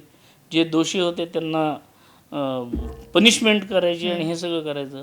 पण या ॲक्सिडेंटल फायरमुळं आपल्या 5 देशांच्या ऐवजी 10 देशांनी ऑर्डर द्यायला सुरुवात केली आपल्याला. कारण ते पाकिस्तानच्या आतपर्यंत गेलं कळलं नाही हे लक्षात आलं ना. म्हणजे जो ॲटोमॅटिक जी टेस्ट व्हायला पाहिजे होती ती टेस्ट होऊन गेली. आणि त्याचा पुन्हा अनुभव आपल्या ऑपरेशन सिंदूरमध्ये पण आला की काही कळलंच नाही त्यांना कुठं आहे त्या ह्याच्यात. मला हा प्रश्न फारदा पडलाय बरं का, की जेव्हा तुम्ही म्हणता याचा पल्ला 1000 किलोमीटर आहे, 700 किलोमीटर आहे वगैरे असं, तर आपण हे बनवतो, पण मग हे टेस्ट कसे करणार ह्याच्या? आपला देश आहे ना खूप समृद्ध देश आहे. योगायोगाने आपली जी दक्षिण भारतात 7500 किलोमीटरची समुद्रसीमा आहे ना, तर आपल्या तिथनं खाली गेलं तर दक्षिण ध्रुवापर्यंत काही जमीन बिमीन काही नाही आहे, पाणीच आहे, समुद्र आहे. आणि त्यामुळं आपण इकडनं कुठलंही क्षेपणास्त्र समुद्रामध्ये फायर करून टेस्ट करू शकतो. अरे वा. आणि त्याचं ट्रॅकिंग म्हणजे त्या सगळ्या यंत्रणा केलेल्या आहेत. म्हणजे पूर्वी त्याला व्हीलर्स आयलंड असं म्हणलं जायचं. बालासूर म्हणून एक ठिकाण आहे ओडिसामध्ये, तिथं ही सगळी सिस्टीम आपण विकसित केलेली आहे. आणि त्याचं नाव सुद्धा त्याचं डॉक्टर कलामांचं नाव दिलं नंतर, कारण त्यांचं योगदान त्यात होतं. आत्ता नाव दिलं ते डॉक्टर कलामान गेल्यानंतर त्यांचं स्मृतिप्रित्यर्थ मिसाईल कॉम्प्लेक्स जो असतो त्याला टेस्टिंग कॉम्प्लेक्सला नाव दिलेलं आहे. तर पण आपल्याकडं आता एखादं एवढे लांबपर्यंत जातं का नाही हे कसं चेक करतात, तर वेगवेगळ्या रडार यंत्रणा लावतो आपण. उपग्रहाच्याद्वारे तर करतोच, पण वेगवेगळी स्टेशन जी पाण्यामध्ये समुद्रामध्ये जहाजं ठेवून त्यांनी ट्रॅक करतो. त्याला बऱ्याच म्हणजे सर्वसामान्य लोकांना समजायच्या दृष्टीने आपण त्याचं निघाल्यापासून शेवटपर्यंत ट्रॅकिंग करू शकतो अशी यंत्रणा पण केलेली आहे. त्याच्या टेस्टिंग केलेल्या आहेत आणि त्या सगळ्या योग्य पद्धतीने हे देत असतात, इनपुट्स देत असतात. तुम्ही विचार करा, भारत आता इतका पुढे गेला आहे, मंगळापर्यंत आपण ट्रॅकिंग करू शकतो, तर ही काय गोष्ट आहे, क्षुल्लक गोष्ट आहे. मंगळयान आपण केलं, चंद्रावरती पाठवलं, सगळ्याचं ट्रॅकिंग, ते कुठं आहे त्याचं ट्रॅकिंग आपण करू शकतो, माहिती घेऊ शकतो, कम्युनिकेशन करू शकतो. ह्याचाच फायदा करून आपण या सगळ्या ह्याच्यामध्ये तज्ज्ञ झालेलो. बरोबर. तर असं ऑपरेशन सिंदूरने दाखवून दिलं की आम्ही काही कमी नाही. बाकीच्या सगळ्या गोष्टीमध्ये त्यांचं ज्याला आर्थिक कोंडी अमकं तमकं पाणी वगैरे तो वेगळा विषय, पण आपल्या दृष्टीने प्रचंड प्रमाणावरती मिलिटरी ऑपरेशन्सनी सुद्धा काम केलं आहे. आणि अनऑफिशियली सगळे असं बोलतात. ऑफिशियल कुठेही स्टेटमेंट मला वाचण्यात नाही आलं, पण असं म्हणतात की किराणा हिल्समध्ये त्यांनी काही अण्वस्त्र लपवली होती, त्याच्यावरही आपण हल्ले करून त्याचे इन आउट असणारे जे एक्झिट मार्ग आहेत ते इतके डॅमेज केलेत की त्यांना त्यालाही आता ॲक्सेस राहिलेलं नाही असं बरं. ऐकून आहे. म्हणजे पाकिस्तानने हां, लपवलं पाकिस्तानमध्ये. बरं बरं. त्यामुळं आपण जे 11 विमानतळं जेव्हा केली उद्ध्वस्त, त्यावेळेला किराणा हिल्सच्या तिथेही हल्ले झालेत असं. आता तिथं अण्वस्त्र होती नाही होती कुणी ऑफिशियली डिक्लेअर केलेलं नाही, करणार नाहीत, पण लोक असं म्हणतात, आपली नाहीत परदेशातलीच लोक असं म्हणतात बरं. की तिथं त्यांनी अण्वस्त्र ठेवली होती आणि ती आपण त्यांचा ॲक्सेस बंद करून टाकला किंवा हे, आणि त्यामुळं ऑपरेशन सिंदूर आपण थांबवलं आहे. ऑपरेशन सिंदूर बंद केलं नाही आपण. ऑपरेशन सिंदूरला पॉज घेतला आहे मध्ये त्यांच्या रिक्वेस्टवरनं, पाकिस्तानच्या. आणि आपण त्यांना 3 गोष्टी सांगितल्या त्यावेळेला की तुमचा एखादा अतिरेकी हल्लासुद्धा आम्ही युद्धाची सुरुवात मानू, युद्धच समजू त्याला. म्हणजे आता इथून पुढं वेगळं हे नाही. दुसरी गोष्ट, अतिरेक्यांच्या आड लपून तुम्ही काही कारवाया केल्या तर आम्ही आता अतिरेक्यांच्या बरोबर त्यांचे स्पॉन्सर जे आहेत म्हणजे पाकिस्तान आहेत त्यांनाही ठोकू. आणि इथून पुढं आम्ही ह्या ज्या धमक्या, ज्या ब्लॅकमेलिंग व्हायचं की आम्ही अण्वस्त्रधारी आहोत, तुम्ही अण्वस्त्रधारी, अणुयुद्ध होईल म्हणून जे दबाव यायचा, त्याला आता आम्ही इथून पुढे जुमानणार नाही. जे काय आहे ते आम्ही करून मोकळे होऊ. आणि त्यामुळं ऑपरेशन सिंदूर आम्ही पॉज करतोय. ऑपरेशन सिंदूर 2 म्हणजे 2.0 कधी चालू होऊ शकतं, आज सुद्धा होऊ शकतं. जसे म्हणजे रेडी मोडवरती आहोत, त्यांनी ट्रिगर करायचं, आपण नाही ट्रिगर करणार, एवढं आपण सांगितलेलं आहे. आपली नीतीच आहे की आपलं तत्त्वज्ञान जगा आणि जगू दे असं तत्त्वज्ञान आहे. त्यामुळं आम्ही यांना संपवून टाकू, अमकं करू तमकू अशा वल्गना आपण कधी करत नाही. पण आमच्यावर आलं तर शिंगावर घेतल्याशिवाय राहणार नाही. हे मात्र जे छत्रपतींनी आपल्याला जो वारसा दिला आहे तो मात्र आपण पुढे घेतो 100%. म्हणजे ऑपरेशन सिंदूरबद्दल किती वेगवेगळे अँगल्स आज इथे हा अँगल तर उकलल्या गेले. एकच बघितला आपण, म्हणजे आर्मीनी त्याच्यात काही तळ उद्ध्वस्त केले आणि एअरफोर्सनी केले हे माहीत आहे, पण नेव्हीने तेवढंच काम केलं आहे. नेव्हीने आपण जे आत्ता INS विक्रांत म्हणतो का नाही, विक्रांत मुंबईकडच्या समुद्रामध्ये उतरवलं. आणि ते उतरवलं म्हणजे त्यांचा एक ताफा असतो, वेगवेगळे जहाजं, बोट, मिसाईल बोट, हे ते सगळं रेडी प्रिपेअर्ड असतं. आणि हे उतरवल्याचा परिणाम म्हणून कराची बंदरातनं एकही जहाज पाकिस्तानचं जागचं हलू शकलं नाही. त्यामुळं युद्धामध्ये शत्रूला कोंडी करून एकाच जागेवर खिळवून ठेवणं हे सुद्धा युद्ध न करता, फायर न करता तेवढंच महत्त्वाचं आहे की तिची अडवणूक अशी केली होती की कराची बंदरातलं साधं जहाज जरी इकडचं तिकडं हल्लं असतं, आपण इतके प्रिपेअर्ड होतो की कराची बंदर 71 नंतर परत एकदा जाळलं असतं आणि ती भीती त्यांना होती. त्यामुळं दिवाळीनंतर जेव्हा पंतप्रधान INS विक्रांतवर गेले होते ना, तेव्हा त्यांनी एक शब्दप्रयोग वापरला, विक्रांत बस नाम ही काफी है, असं त्याचा भाव होता. क्या बात. म्हणजे आर्मी, नेव्ही, एअरफोर्स तिन्ही दलांनी एकत्रित हे ॲब्सल्यूट अनप्रेसिडेंटेड असं मिशन घडवून आणलेलं, त्याचं नाव ऑपरेशन सिंदूर. आणि आता आपल्याला बॉर्डर क्रॉस करायची गरज नाही. पाकिस्तानमधलं बहावलपूर समजा 100 किलोमीटर आत आहे. तर मगाशी मी जे पिनाकवरती काम करत होतो म्हटलं ना, 1985 मध्ये मी पिनाकवर काम करत होतो, ते आता 40 किलोमीटरच्या ऐवजी मध्यंतरी 75 किलोमीटरपर्यंत त्याची रेंज वाढवली होती.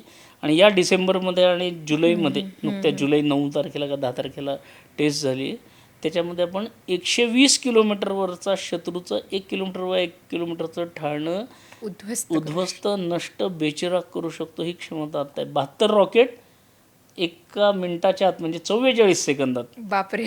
To be precise. आपण पूर्वी 40 किलोमीटरवर करायचो मी जेव्हा काम करत होतो तेव्हा. आता आपण त्या क्षमता वाढवून 120 किलोमीटरपर्यंत वाढवल्यात आणि त्याच्या यशस्वी चाचण्या या डिसेंबरमध्ये आणि आत्ता जुलैमध्ये घेतलेल्या आहेत. त्यामुळे आता बहावलपूरला जायचं असेल तर बॉर्डरवरून आपण फक्त पिनाक लावायचं, बस, बाकी काही करायची गरज नाही. त्यातला भाग. वा, आणि हे स्वदेशी आहे म्हणजे मुख्यमंत्री. आणि मला अभिमान का वाटतो की त्याच्यावर थोडं तरी माझं योगदान द्यायचं मला संधी मिळाली आहे सर त्या ह्याच्यामध्ये. खरंच म्हणजे केवढी अभिमानास्पद गोष्ट आहे ही आपल्या सगळ्यांना भारतीय म्हणून आणि खास करून तुमच्यासाठी. म्हणजे दिस इज आवर ऑनर की ह्यांवरती ज्यांनी काम केलं ते स्वतः आमच्यासोबत बोलत आहेत. सो पडद्यामागच्या गोष्टी आज पहिल्यांदा आम्ही ऐकतोय पाहतोय. So thank you. आता हे जे आपण म्हणतो की खरं तर पाकिस्तान आपलाच एक तुकडा आहे जो वेगळा झाला, छोटासा देश आहे. मग पाकिस्तानमध्ये एवढी हिंमत काय येते? कारण जे बाकीचे देश सपोर्ट करतात आणि शस्त्रास्त्र पुरवतात कदाचित त्यामुळे. मग पाकिस्तान खरंच किती ताकदवर आहे? केवढी ताकद आहे पाकिस्तानची आपल्याला भिडायचंच झालं तर? तुमच्या प्रश्नातच उत्तर आहे त्याचं. म्हणजे 1989 साली भारताचं पहिलं मिसाईल जे आपण अग्नी-1 फायर केलं तेव्हा डॉक्टर कलामांनी प्रश्न विचारला होता आम्हाला की still you feel Pakistan is a problem. कारण दिल्लीतनं फायर केलं तरी पाकिस्तानचं कोपरा आपल्या ताब्यात येतो अग्नी-1च्या. त्यामुळं पाकिस्तानात समस्या नाहीच आहे. पाकिस्तानला पॅडेस्टल बनवून त्याला पुढं करून हे जे बाकीचे प्रगत देश आपल्याला खाली खेचण्यासाठी प्रयत्न करत आहेत. कोणी असं डायरेक्ट म्हणणार नाहीत ते मित्र आहे असंच सांगणार, पण आतनं त्यांच्या पाकिस्तानला सपोर्ट करणं, मग अमेरिका असेल, चीन असेल, काही वेळेला उघडपणे काही वेळेला मागून असे त्याने हत्यारं पुरवणं आणि तुम्ही लढत राहा. म्हणजे आता रशियाच्या विरुद्ध युक्रेनला कसं काय, युक्रेनची क्षमता होती का रशियासारख्या महायुद्धाची? 3.5 वर्ष झाले का तो थांबत नाही? तो बाहेरच्या युरोपियन कंट्रीजमधनं ह्याच्यामधनं त्याला सपोर्ट मिळतो, लाईफलाईन मिळते म्हणून आहे. तसंच भारताने लढत राहावं म्हणून अनेक देश प्रयत्न करतात. पाकिस्तानने भारतमध्ये ठिणगी टाकून द्यायची, पाकिस्तानला शस्त्रास्त्र पुरवायची, ते युद्धात गुंतले की आपोआप खाली येणार त्यांचा रेट आणि हे सगळं. बरोबर, विकास थांबतो ना युद्धामध्ये. म्हणून योग्य वेळेला युद्धसुद्धा थांबवता आलं पाहिजे. हा जो भाग आहे निर्णय आहे तो ऑपरेशन सिंदूरने आपण दाखवून दिला. आपला वरती हँड ठेवून परत. मग युद्धाच्या प्रकारांमध्ये कसं आहे की तुम्ही मग अशी प्रश्न विचारला की फेक नरेटिव्ह सेट करून ते करायचे. म्हणजे तुमची विमानं पडली, तुमचं नुकसान झालं, तुम्ही हारला असं एक दाखवायचं. आणि ह्या दाखवण्यामुळं प्रत्यक्षात हारलेलं नाही हे आपल्याला माहीत आहे ना, त्यामुळे आपण काही डिस्टर्ब व्हायचं कारण नाही. पण सर्वसामान्य जनतेच्या मनात एक संभ्रम पैदा करायचा असा एक छोटासा भाग आहे. तर सर्वसामान्य जनतेमध्ये जर देशभक्ती असेल तर ते अशा अफवांवर विश्वास ठेवत नाहीत. आणि म्हणून 140 कोटीचा देश ठामपणे सरकारच्या पाठीशी राहिला. म्हणून ऑपरेशन सिंदूरचं यश तिथं आहे. 10-5 लोक असे पुढ्या सोडणारे आणि काहीतरी करणारे असतात, पण त्यांना कोणी सिरियसली घेत नाही त्या ह्याच्यात.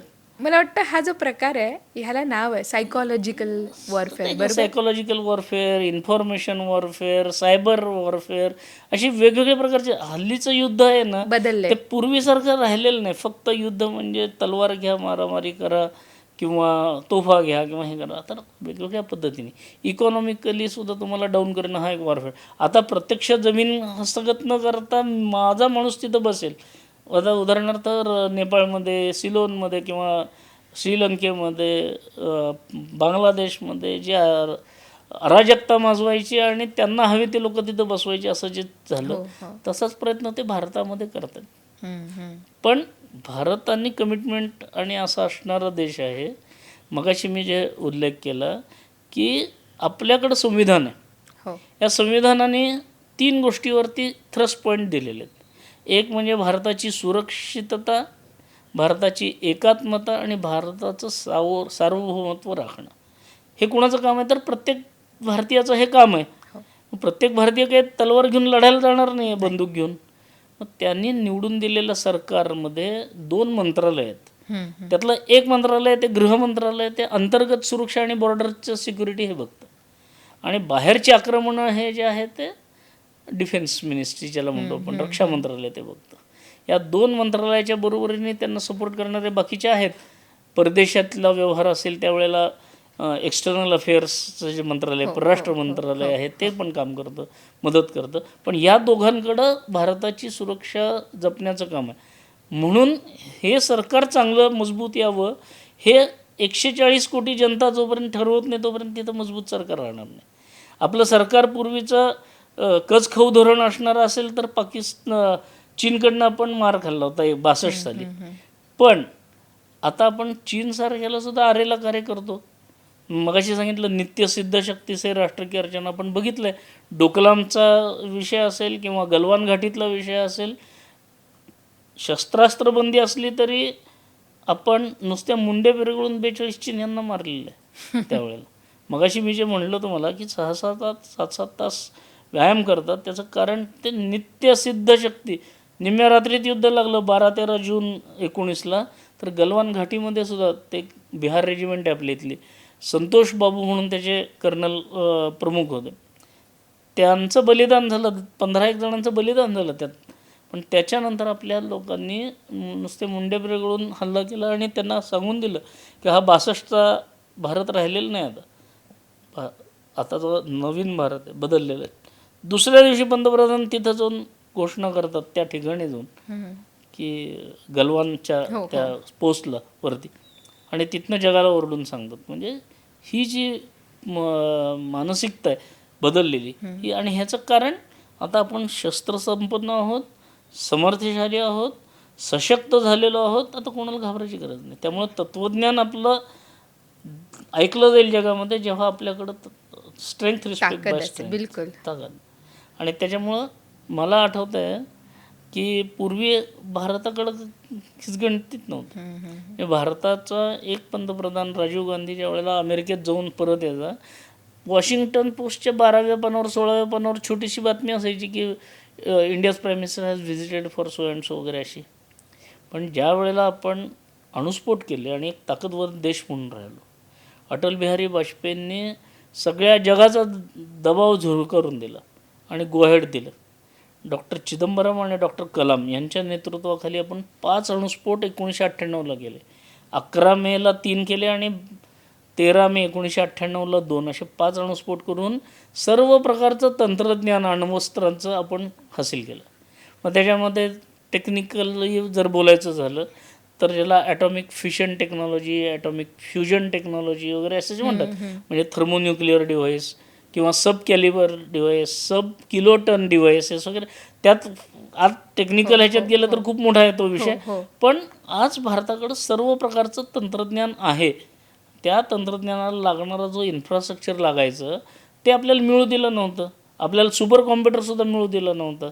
आत्मनिर्भर नसल्यामुळं आपलं ते 1974ला जरी अणुस्फोट केलं तरी सुपर कॉम्प्युटर नसल्यामुळं 98पर्यंत आपण करू शकलो नाही, दबावामध्ये राहिलो. पण सुपर कॉम्प्युटर भारतात जसा बनला त्याचा आधार घेऊन आपण सिम्युलेशन केले, डिझाईन केलं आणि अणुस्फोट केले.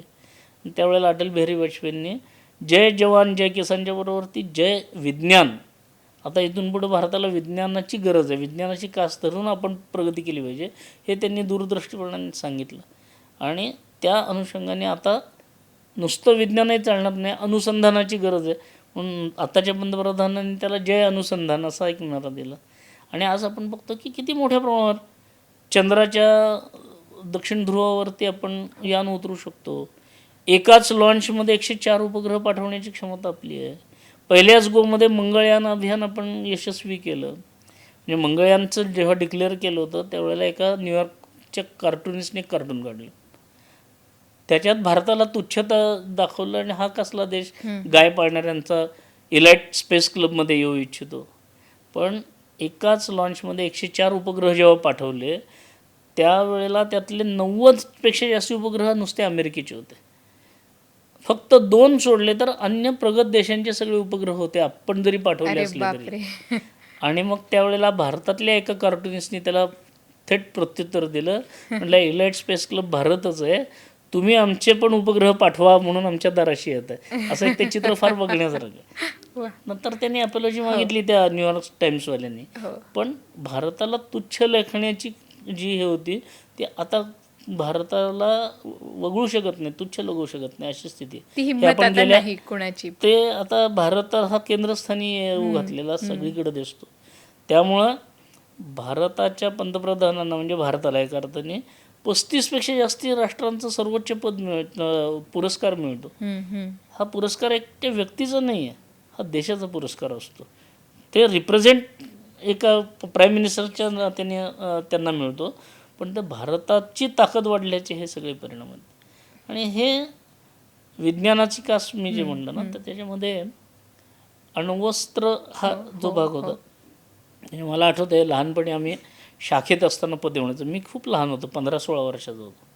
पद्य काय म्हणायचो, पंढरपूरच्या वाळवंटामध्ये बसून अणुयुद्धाची नौबत वाजे भारतवर्षा सज्ज करू, असं त्या पद्यातली ओळ होती.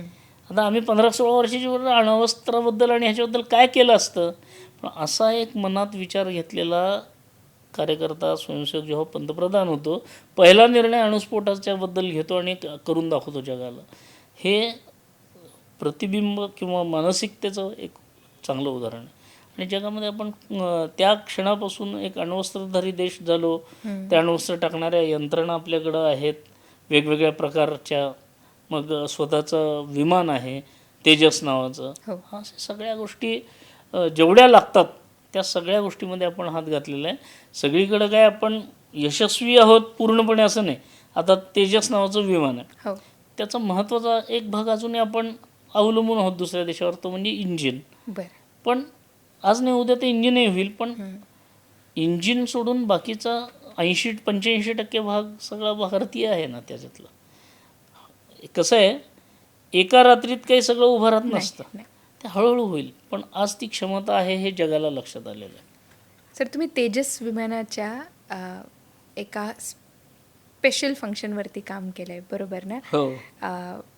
म्हणजे वैमानिकाच्या सुरक्षिततेसाठी. बरोबर, त्याबद्दल थोडं सांगाल?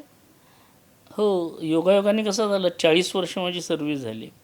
यातले 35 वर्ष मी वेगवेगळ्या प्रकारच्या बंदुका, तोफा, रायफल, मिसाईल, बॉम्ब, म्हणजे डिस्ट्रक्टिव्ह सगळ्या गोष्टींमध्ये काम केलं.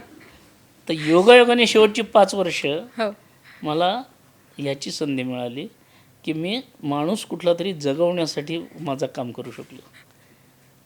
आपलं जे तेजस नावाचं विमान आहे त्याच्यातला जो वैमानिक आहे, त्या वैमानिकाला सुरक्षितपणे बाहेर यावं, बाहेर येता यावं, म्हणून कुठल्याही इमर्जन्सी केसमध्ये आणीबाणीच्या प्रसंगी विमान क्रॅश होणार आहे त्याच्या आधी त्यांनी बाहेर पडता यावं, अशी एक इमर्जन्सी एस्केप सिस्टीम म्हणून, ज्याला लाईफ सेविंग सिस्टीम म्हणतो, ती सिस्टीम असते. तर ती सिस्टीम करण्याचा, त्याच्यात काम करण्याचा प्रसंग आला. नुसती करण्याचं असं नाही, यशस्वी झाली त्याच्याबद्दलचं त्याचं तंत्रज्ञान आम्ही हँडओव्हर केलं एका प्रायव्हेट इंडस्ट्रीला. ट्रान्सफर ऑफ टेक्नॉलॉजी असा एक शब्दप्रयोग आहे. तंत्रज्ञान हस्तांतरण केलं आणि ती कंपनी आता पुरवठा करते. असं सगळं करण्यासाठी 2019ला आत्मनिर्भर भारतासाठी देण्यात येणारा पिनाक नावाचा पुरस्कार मला मिळाला त्या वेळेला. तर हा जो शिफ्ट आहे की एकीकडनं परदेशातनं येत होतं, आता आपण आपले स्वतःचे करतो, त्याच्यासाठी मला थोडंसं काम करायची या निमित्ताने संधी मिळाली. आपल्या सगळ्यांना अभिनंदनचं ऐकून माहीत आहे, एक विंग कमांडर अभिनंदन म्हणून होते. 2019मध्ये पाकिस्तानशी डॉग फाईट करताना ते विमान क्षतिग्रस्त झालं, ते उडाले, बाहेर पडले, इमर्जन्सी एस्केप सिस्टीमप्रमाणे ते बाहेर पडले आणि खाली पडले आणि अनफॉर्च्युनेटली ते पाकिस्तानमध्ये गेले.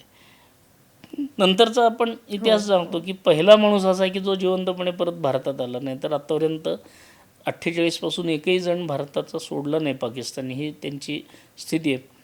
तर असा हा जो आला, तर तो जसा पद्धतीने जिवंतपणे बाहेर येण्याचं लाईफ सेविंग ते काम करणारी यंत्रणेवरती मी काम केलं तेजसच्या.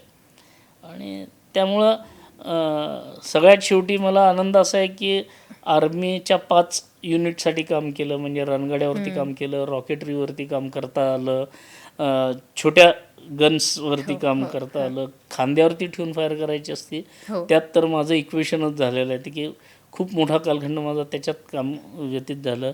आणि तो सुद्धा एक डॉक्टर कलामांचा बरोबरचा अनुभव आहे तो. त्याच्यानंतर 5वा भाग म्हणजे तोफा. म्हणजे माझी नियुक्ती भारताची तोफ तयार करण्याच्या गटात झाली होती, पण त्यावेळेला परदेशातनं सगळे आणत होतो आपण. आज आपण निर्यात करतो. हा सगळा प्रवास जवळनं बघितला आणि त्याच्यात योगदान द्यायची संधी मिळाली, असं आहे. वा, अप्रतिम सर. म्हणजे एवढी रेंज तुमच्या कामाची आणि ही जी देशसेवा आहे तर ती फार मोठी आहे, प्रदीर्घ आहे. मला एक विचारायचं, तुम्ही मूळचे पंढरपूरचे, मग कोल्हापूरला शिक्षण झालं, म्हणजे तुम्ही छोट्या गावांमधनं आलात, शहरांमधनं आलात. ते तर काहीच नाही. मी बीड सारख्या ठिकाणी 10वीपर्यंत शिकलेलो हो, आहे, होय. की ज्याला बीडला महाराष्ट्रातला सगळ्यात मागास जिल्हा म्हटलं जायचं. खरंच. असं आहे. तर मग तिथनं थेट भारताच्या संरक्षणासाठी काम करता येणं, DRDOमध्ये जे तुम्ही थेट लँड झालात, तर हे कसं होऊ शकलं? हे जर का थोडक्यात सांगू शकलात तर जे आजचे तरुण आहेत, ज्यांना देशसेवा करण्याची आवड किंवा विचार असू शकतो, त्यांना एक मार्गदर्शन होईल. कसं आहे माहिती आहे का, की लहानपणापासून मी संघाच्या शाखेत जायचो तेव्हा देशासाठी काहीतरी केलं पाहिजे एवढंच होतं. बरं. पण ह्याचा माहितीसुद्धा नव्हती, DRDO काय आहे काय नाही. डॉक्टर कलामांच्यामुळं आता DRDO सगळ्यांना माहिती झालं, कारण आज आपण स्वदेशी तंत्रज्ञान विकसित करणारी एक प्रथितयश मोठी संस्था म्हणून DRDOकडे होतं. पण मी जेव्हा जॉईन झालो तेव्हा DRDO नावसुद्धा ऐकलं नव्हतं, आर्मामेंट नावसुद्धा ऐकलं नव्हतं. पण संधी मिळत गेली तर आपण काम करू शकतो हे माझ्या लक्षात आलं आणि झोकून देऊन काम करणं. आणि मला असं वाटतं की ज्याला ज्यात आवड आहे त्यात त्यांनी केलं पाहिजे. प्रत्येक क्षेत्रामध्ये सगळ्यांनी डिफेन्समध्ये आलं पाहिजे असं नाही, पण संधी डिफेन्समध्ये मिळाली तर त्याचं सोनं करता आलं पाहिजे. आता माझ्यासारखे 1000 जण असतील, पण काही जणांनी नुसते पाट्या टाकून आपली सर्व्हिस घालवली असेल. मला त्यांच्याबद्दल काही बोलायचं नाही. पगार मिळतो म्हणून काम करणं वेगळं आणि मिशन घेऊन काम करणं वेगळं, हा माझा वेगळा. मनामध्ये जे देशासाठी काहीतरी करायला म्हणा ती संधी मिळत गेली आणि काम करत गेला की संधी मिळत जाते. याचं एक छोटं उदाहरण म्हणजे 1996 साली जनरल शंकरराव चौधरी हे ARDमध्ये आले होते आणि त्यांना त्यावेळेला इंटेलिजन्सकडनं माहीत होतं की आपल्याला हिमालयामध्ये युद्ध करावं लागणार. तर त्यांनी आम्ही काय काय करतो हे सगळं दाखवल्यानंतर आमच्या डायरेक्टरसमोर इच्छा व्यक्त केली की 84mm RL नावाचं जे वेपन आहे ते फार प्रभावी आहे, फक्त त्याचं वजन 26 किलो वजन आहे. तर ते तुम्ही कमी करता आलं तर आम्हाला ते कमी पाहिजे, कारण हाय अल्टिट्यूड माउंटेन वॉरफेअरच्या वेळेला वजन हा क्रायटेरिया खूप महत्त्वाचा असतो. म्हणजे एक वेळ अन्न घेऊन जाता येत नाही एवढी स्थिती असते. महत्त्वाच्या गोष्टींमध्ये नक्की काय करायचं कमी, तर 26 किलो वजनाची तोफ चांगली आहे, पण वजन जास्ती असल्यामुळं ती हाय अल्टिट्यूडमध्ये उपयोगी पडत नाही. तर त्यांनी आमच्या डायरेक्टरला सांगितलं की हे वजन कमी करा. आणि मी मगाशी म्हटलं तसं झुकून देऊन काम करायची सवय असल्यामुळं योगायोगाने डायरेक्टरने ते काम माझा परफॉर्मन्स बघून असेल माझ्याकडे सोपवलं आणि केवळ 2 वर्षामध्ये 26 किलो वजनाची तोफ आम्ही 14 किलो वजनावर आणली without compromising on any performance parameter. आणि ती तयार झाली त्यावेळेला डॉक्टर कलाम माझे बॉस होते.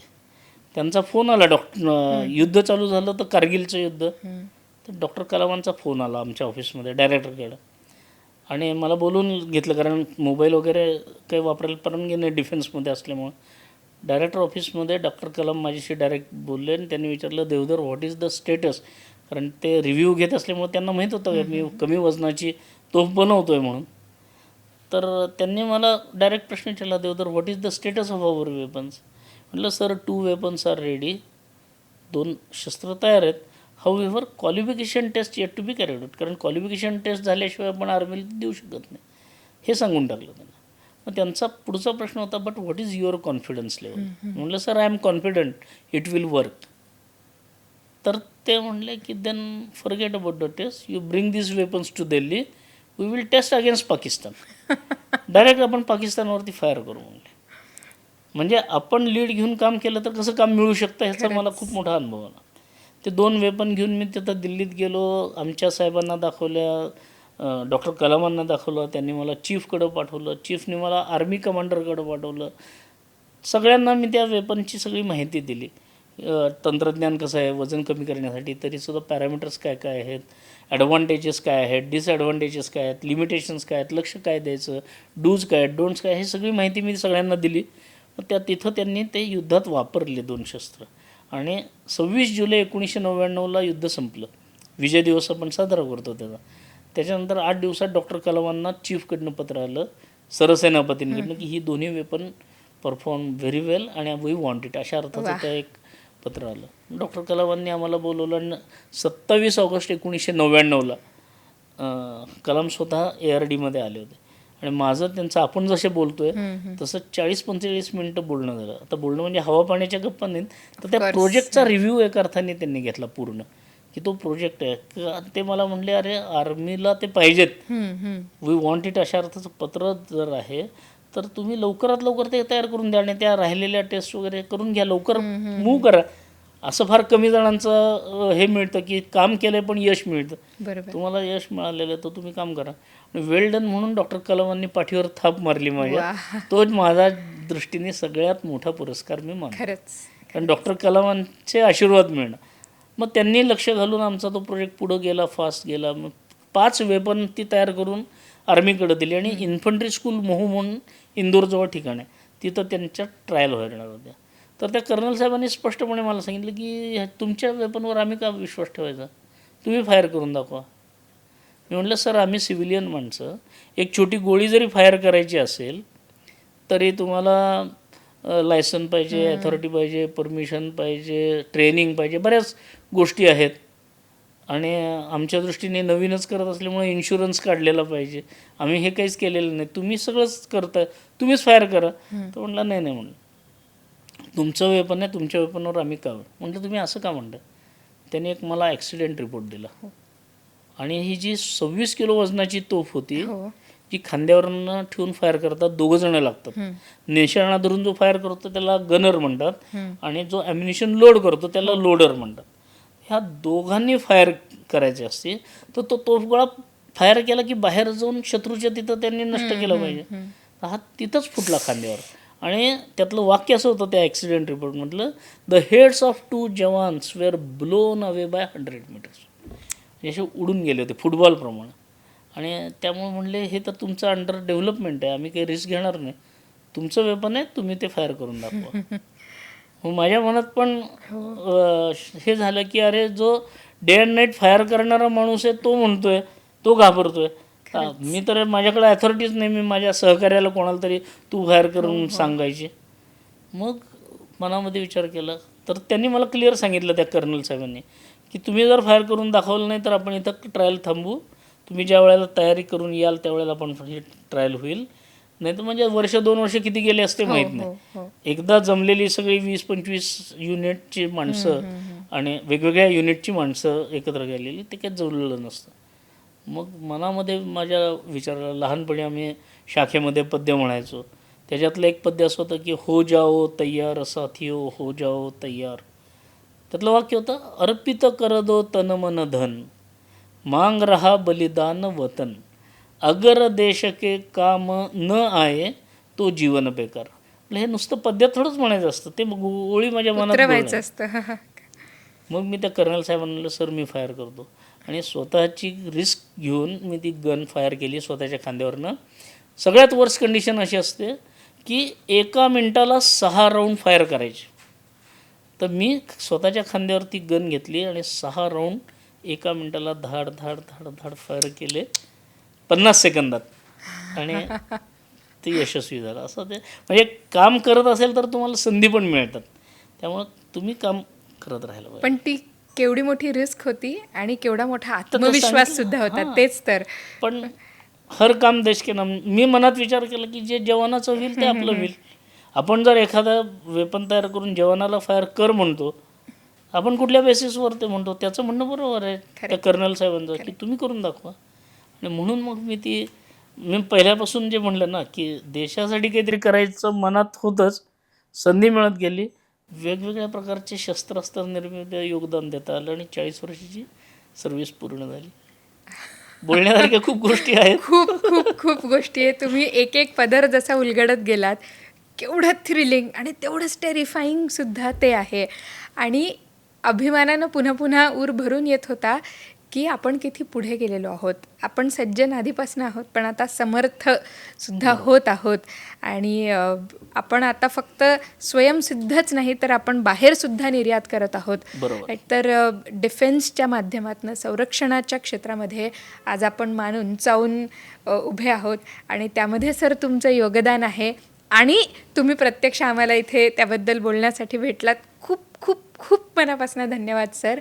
आणि शेवटचं एक 2 वाक्य तुम्ही आपल्या सगळ्या भारतीय नागरिकांसाठी आणि खास करून तरुणाईसाठी जर सांगू शकलात की आता ह्या 15 ऑगस्ट म्हणजे आपल्या स्वातंत्र्य दिनाच्या पार्श्वभूमीवरती की देशसेवेसाठी जसं डिफेन्समध्ये येणं हे फार थेट डायरेक्ट ऑन द ग्राउंड येऊन काम करणं आहे, पण त्याशिवाय सुद्धा अनेक पद्धतीनं आपण योगदान करू शकतो, बरोबर? तर तुम्ही काय त्याबद्दल मेसेज द्याल? हे कसं आहे, देशहित सर्वतोपरी असं एकदा आपण सगळ्या 140 कोटी नागरिकांनी ठरवलं, मग देशाला कुठं कुठं गरज आहे तिथं तिथं आपण मदत केली पाहिजे. त्याप्रमाणे माझं जीवन असलं पाहिजे. उदाहरणार्थ काय की पंतप्रधानांमध्ये 7 प्रकारचं आवाहन केलेलं हो आहे. हो 7 पॉईंट्स आवाहन केलं आहे. त्यांनी सांगितलं की तुम्ही 1 वर्षभर तरी किमान सोने खरेदी टाळा, हो कारण आपण ते परदेशातनं विकत आणतो आणि त्याच्यावर अवलंबून आहे. म्हणजे आपला पैसा परदेशात जातो त्याच्यासाठी. मग डिझेल पेट्रोल ह्याच्यासाठी आपला जातो. मग ते त्यात खर्च कमी करा, अनावश्यक खर्च टाळा, आवश्यक असेल तेवढेच ठेवा करा. Vocal for local. छोट्या छोट्या गोष्टी आपल्या देशातल्याच वापरा. हो. ब्रँडच्या मागं जाऊन अमेरिकन किंवा ह्या वापरायची काय गरज आहे? खरं. म्हणजे सर्वसामान्य नागरिक म्हणून मी देशसेवा काय करू शकतो, तर माझ्या डे टू डे लाईफमध्ये योगदान करत असताना माझ्या देशातल्या बांधवांनाच त्याचा फायदा होईल अशा मी वस्तू घेतो का. अगदी साध्या चप्पलपासून किंवा ह्या सगळ्या गोष्टी तर त्या भारतीय असतील याचा प्रयत्न करतो का. डेस्टिनेशनसाठी मी कुठंतरी परदेशात जाऊन वेडिंग करायची काय गरज आहे? एवढा विविधतेने नटलेला आपला स्वतःचा देश आहे. मालदीवला जायची काय गरज आहे? आपल्या इथंच आपण करू शकतो. त्यानंतर असे लक्षद्वीपचं हे आहे. तर ही सगळी मानसिकता अशी ठेवली पाहिजे की माझ्या छोट्या छोट्या कृतीतून हा देश घडणार आहे. आणि देशाला वाचवण्यासाठी काहीतरी फार मोठा त्याग लगेच रक्त सांडलं पाहिजे आणि हे केलं पाहिजे असं नाही. तुम्ही साधे सिविक सेन्सने नियम जरी पाळलेत तरी ते देशाच्या हिताचं ती आहे. सुद्धा देशसेवा आहे. ते देशसेवा आहे. खरं तर ते कर्तव्य आहे. खरं आहे. आणि देशसेवा हे हो, कर्तव्यच हो, आहे. हो. म्हणजे मी देशसेवा म्हणून त्याच्याकडे बघितलं नाही पाहिजे, ते माझं कर्तव्य आहे. पण कर्तव्य पाळत असताना देशाची सध्या गरज आहे की आर्थिक उन्नती करायची असेल तर परदेशातल्या गोष्टींवर अवलंबून राहू नका. आत्मनिर्भर बना. आत्मनिर्भर बना हा कीवर्ड आहे खरं तर आत्ताचं. खरंच म्हणजे या क्षेत्रामध्ये जेव्हा अणुस्फोट केले होते त्यावेळेला आपण सगळ्या गोष्टी परदेशातनं आणत होतो. मग सगळ्यांनी सँक्शन्स लावले आपल्याला. आणि मग डॉक्टर माशेलकर म्हणून त्यावेळेला डायरेक्टर जनरल CSIRचे होते. त्यांना वाजपेयींनी विचारलं की आता काय करणार, तर ते म्हणले ही आपण इष्टापत्तीमध्ये रूपांतर केलं पाहिजे. आपत्ती आहे बरोबर आहे, इष्टापत्ती रूपांतर. ज्या ज्या गोष्टी आपण सहज करू शकतो पण करत नव्हतो आतापर्यंत कारण आपण परदेशावरती अवलंबून होतो, तर परदेशातल्या वस्तू न वापरता आपल्या स्वतःचं तंत्रज्ञान विकसित करून आपल्या देशात करू. आणि छोट्या छोट्या गोष्टी, मग हेल्थकेअर आता बघितलं आपण तर एक महामारी देश जगभरात येऊन गेली कोविडची. खरं म्हणलं तर आपण जर सिद्ध नसतो, आपल्या देशामधलं जर स्वतःची लस जी आहे ती जर आपल्या देशात नसती तर आपल्याला कितीतरी आर्थिक नुकसान झालं असतं, अनेक प्रकारचं झालं असतं. पण 250 कोटी लस आपण देशात दिली, 250 कोटी, आणि तेवढेच बाहेर परदेशात सुद्धा काही ठिकाणी मोफत दिल्या, काही ठिकाणी कमी किमतीत दिल्या आणि जगाला वाचवलं. त्यामुळं सर्वेशाम अविरोधेनं, म्हणजे डॉक्टर कलाम काय म्हणायचे की तुम्हाला नंबर 1 वर जाण्यामध्ये इंटरेस्ट नाही आहे. भारत म्हणून आपल्याला खूप प्रगती ताकद कशासाठी मिळायची, तर क्रमांक 1चा देश असं नाही. कारण क्रमांक 1चा देश जरी असला तरी क्रमांक 2चा 3चा 4चा तुमच्या विरुद्ध कारवाया करत राहणार. तुम्ही तुमच्या हिमतीवरती तुमच्या ताकदीवरती इतकं पुढं गेलं पाहिजे की तुमच्याकडं सगळं जग आदरानेच बघेल आणि तुम्हाला विरोधच राहणार नाही जगामध्ये. तत्त्वज्ञान चांगलं आहे, जगा आणि जगू द्या. त्याच्यामागं ताकद उभी करणं हे आपल्या 140 कोटी लोकांचं काम आहे. आणि छोटे छोटे ज्या फेक गोष्टी असतात, परदेशातल्या गोष्टी असतात, त्यांच्यावरती अवलंबून न राहता देश सर्वप्रथम असा विचार करावा. कदाचित माझं व्यक्तिगत नुकसान असेल थोडंफार, पण व्यक्तिगत नुकसान टाळण्यासाठी किंवा मला व्यक्तिगत फायदा होतो म्हणून देशाचं नुकसान करणं, म्हणजे कुणी मला लाख रुपये दिले आणि सांगितलं की तू अमुक अमुक बॉम्ब इकडून तिकडं नेऊन, तर हे केलं नाही पाहिजे. कारण का, तर ही देशद्रोह्यांना डायरेक्ट मदत आहे. आत्ता मला लाख रुपये देशद्रोहच आहे. तर देशद्रोह्यांना मदत करणं सुद्धा देशद्रोह आहे. तर ते आपण करणार नाही कुठल्याही पद्धतीने. दूरान्वयानंही आपण देशद्रोह्यांना मदत करणार नाही असं भूमिका घेऊन काम करणं. खरं. म्हणजे 15 ऑगस्टच्या निमित्ताने आता 80 वर्ष पूर्ण होतात यावर, तर त्या निमित्ताने सर्वांना माझ्यातर्फे पण शुभेच्छा आणि धन्यवाद. खूप खूप धन्यवाद सर, मनापासून धन्यवाद. अटल बिहारी वाजपेयींनी म्हटलंय की भारत केवळ एक भूमिका तुकडा नाही, एक जीता जागता राष्ट्रपुरुष है. आणि हा राष्ट्रपुरुष प्रत्येक दिवशी अधिकाधिक संरक्षण सिद्ध आणि शस्त्रास्त्र सिद्ध होत चाललेला आहे. केवढी अभिमानाची गोष्ट आहे. ये नया भारत है, ये घर में घुसेगा भी और मारेगा भी. आपण सगळे जाणतो, म्हणतो अभिमानाने. आज भारताच्या सामर्थ्याच्या गोष्टी ऐकत असताना ऊर भरून आला, खूप खूप अभिमान वाटला. आणि म्हणूनच आपल्या ह्या राष्ट्रपुरुषाला अधिकाधिक समर्थ करत जाण्यासाठी आपण रोजच्या दिवशी आपल्या परीनं छोटा छोटा खारीचा वाटा उचलत जाऊया. जसं सरांनी सांगितलं तसं मेक इन इंडिया आणि मेड इन इंडिया ह्या दोन्ही गोष्टीला हातभार लावूया. खूप खूप धन्यवाद. भारताच्या 80व्या स्वातंत्र्य दिनाच्या तुम्हाला पुन्हा एकदा मनापासून शुभेच्छा. जय हिंद, जय भारत. नमस्कार.